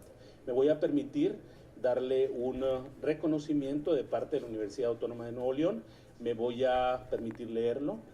En el marco del 85 aniversario de la Universidad Autónoma de Nuevo León, la Facultad de Derecho y Criminología otorga el presente reconocimiento al ministro de la Suprema Corte de Justicia de la Nación, José Ramón Cosío Díaz, por su destacada trayectoria como abogado en beneficio del Estado de Derecho en México.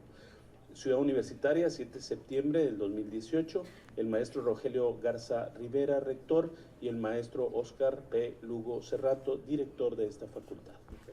Al contrario, felicidades. De la misma manera, le solicitamos al maestro Humberto Gamboa Solís haga entrega del reconocimiento por parte de la Facultad de Derecho y Criminología a nombre del maestro Óscar Lugo Cerrato. Gracias. Señor ministro José Ramón Cosío Díaz, pues fue un placer escuchar todos sus comentarios, toda su reseña dentro de lo que es la actividad profesional suya ante la Suprema Corte de Justicia. Fueron pláticas muy interesantes. Yo lo invito de nueva cuenta, le reitero que ojalá nos pueda volver a visitar aquí a su casa, a la Universidad Autónoma de Nuevo León, a la Facultad de Derecho y Criminología. Bien, en nombre de un servidor y del señor director de esta facultad, maestro Óscar Paulino Lugo Cerrato, le hago entrega de este reconocimiento, agradeciéndole de antemano todas sus atenciones, el espacio que nos concedió para estar con nosotros en nuestra facultad. Muchas gracias, doctor.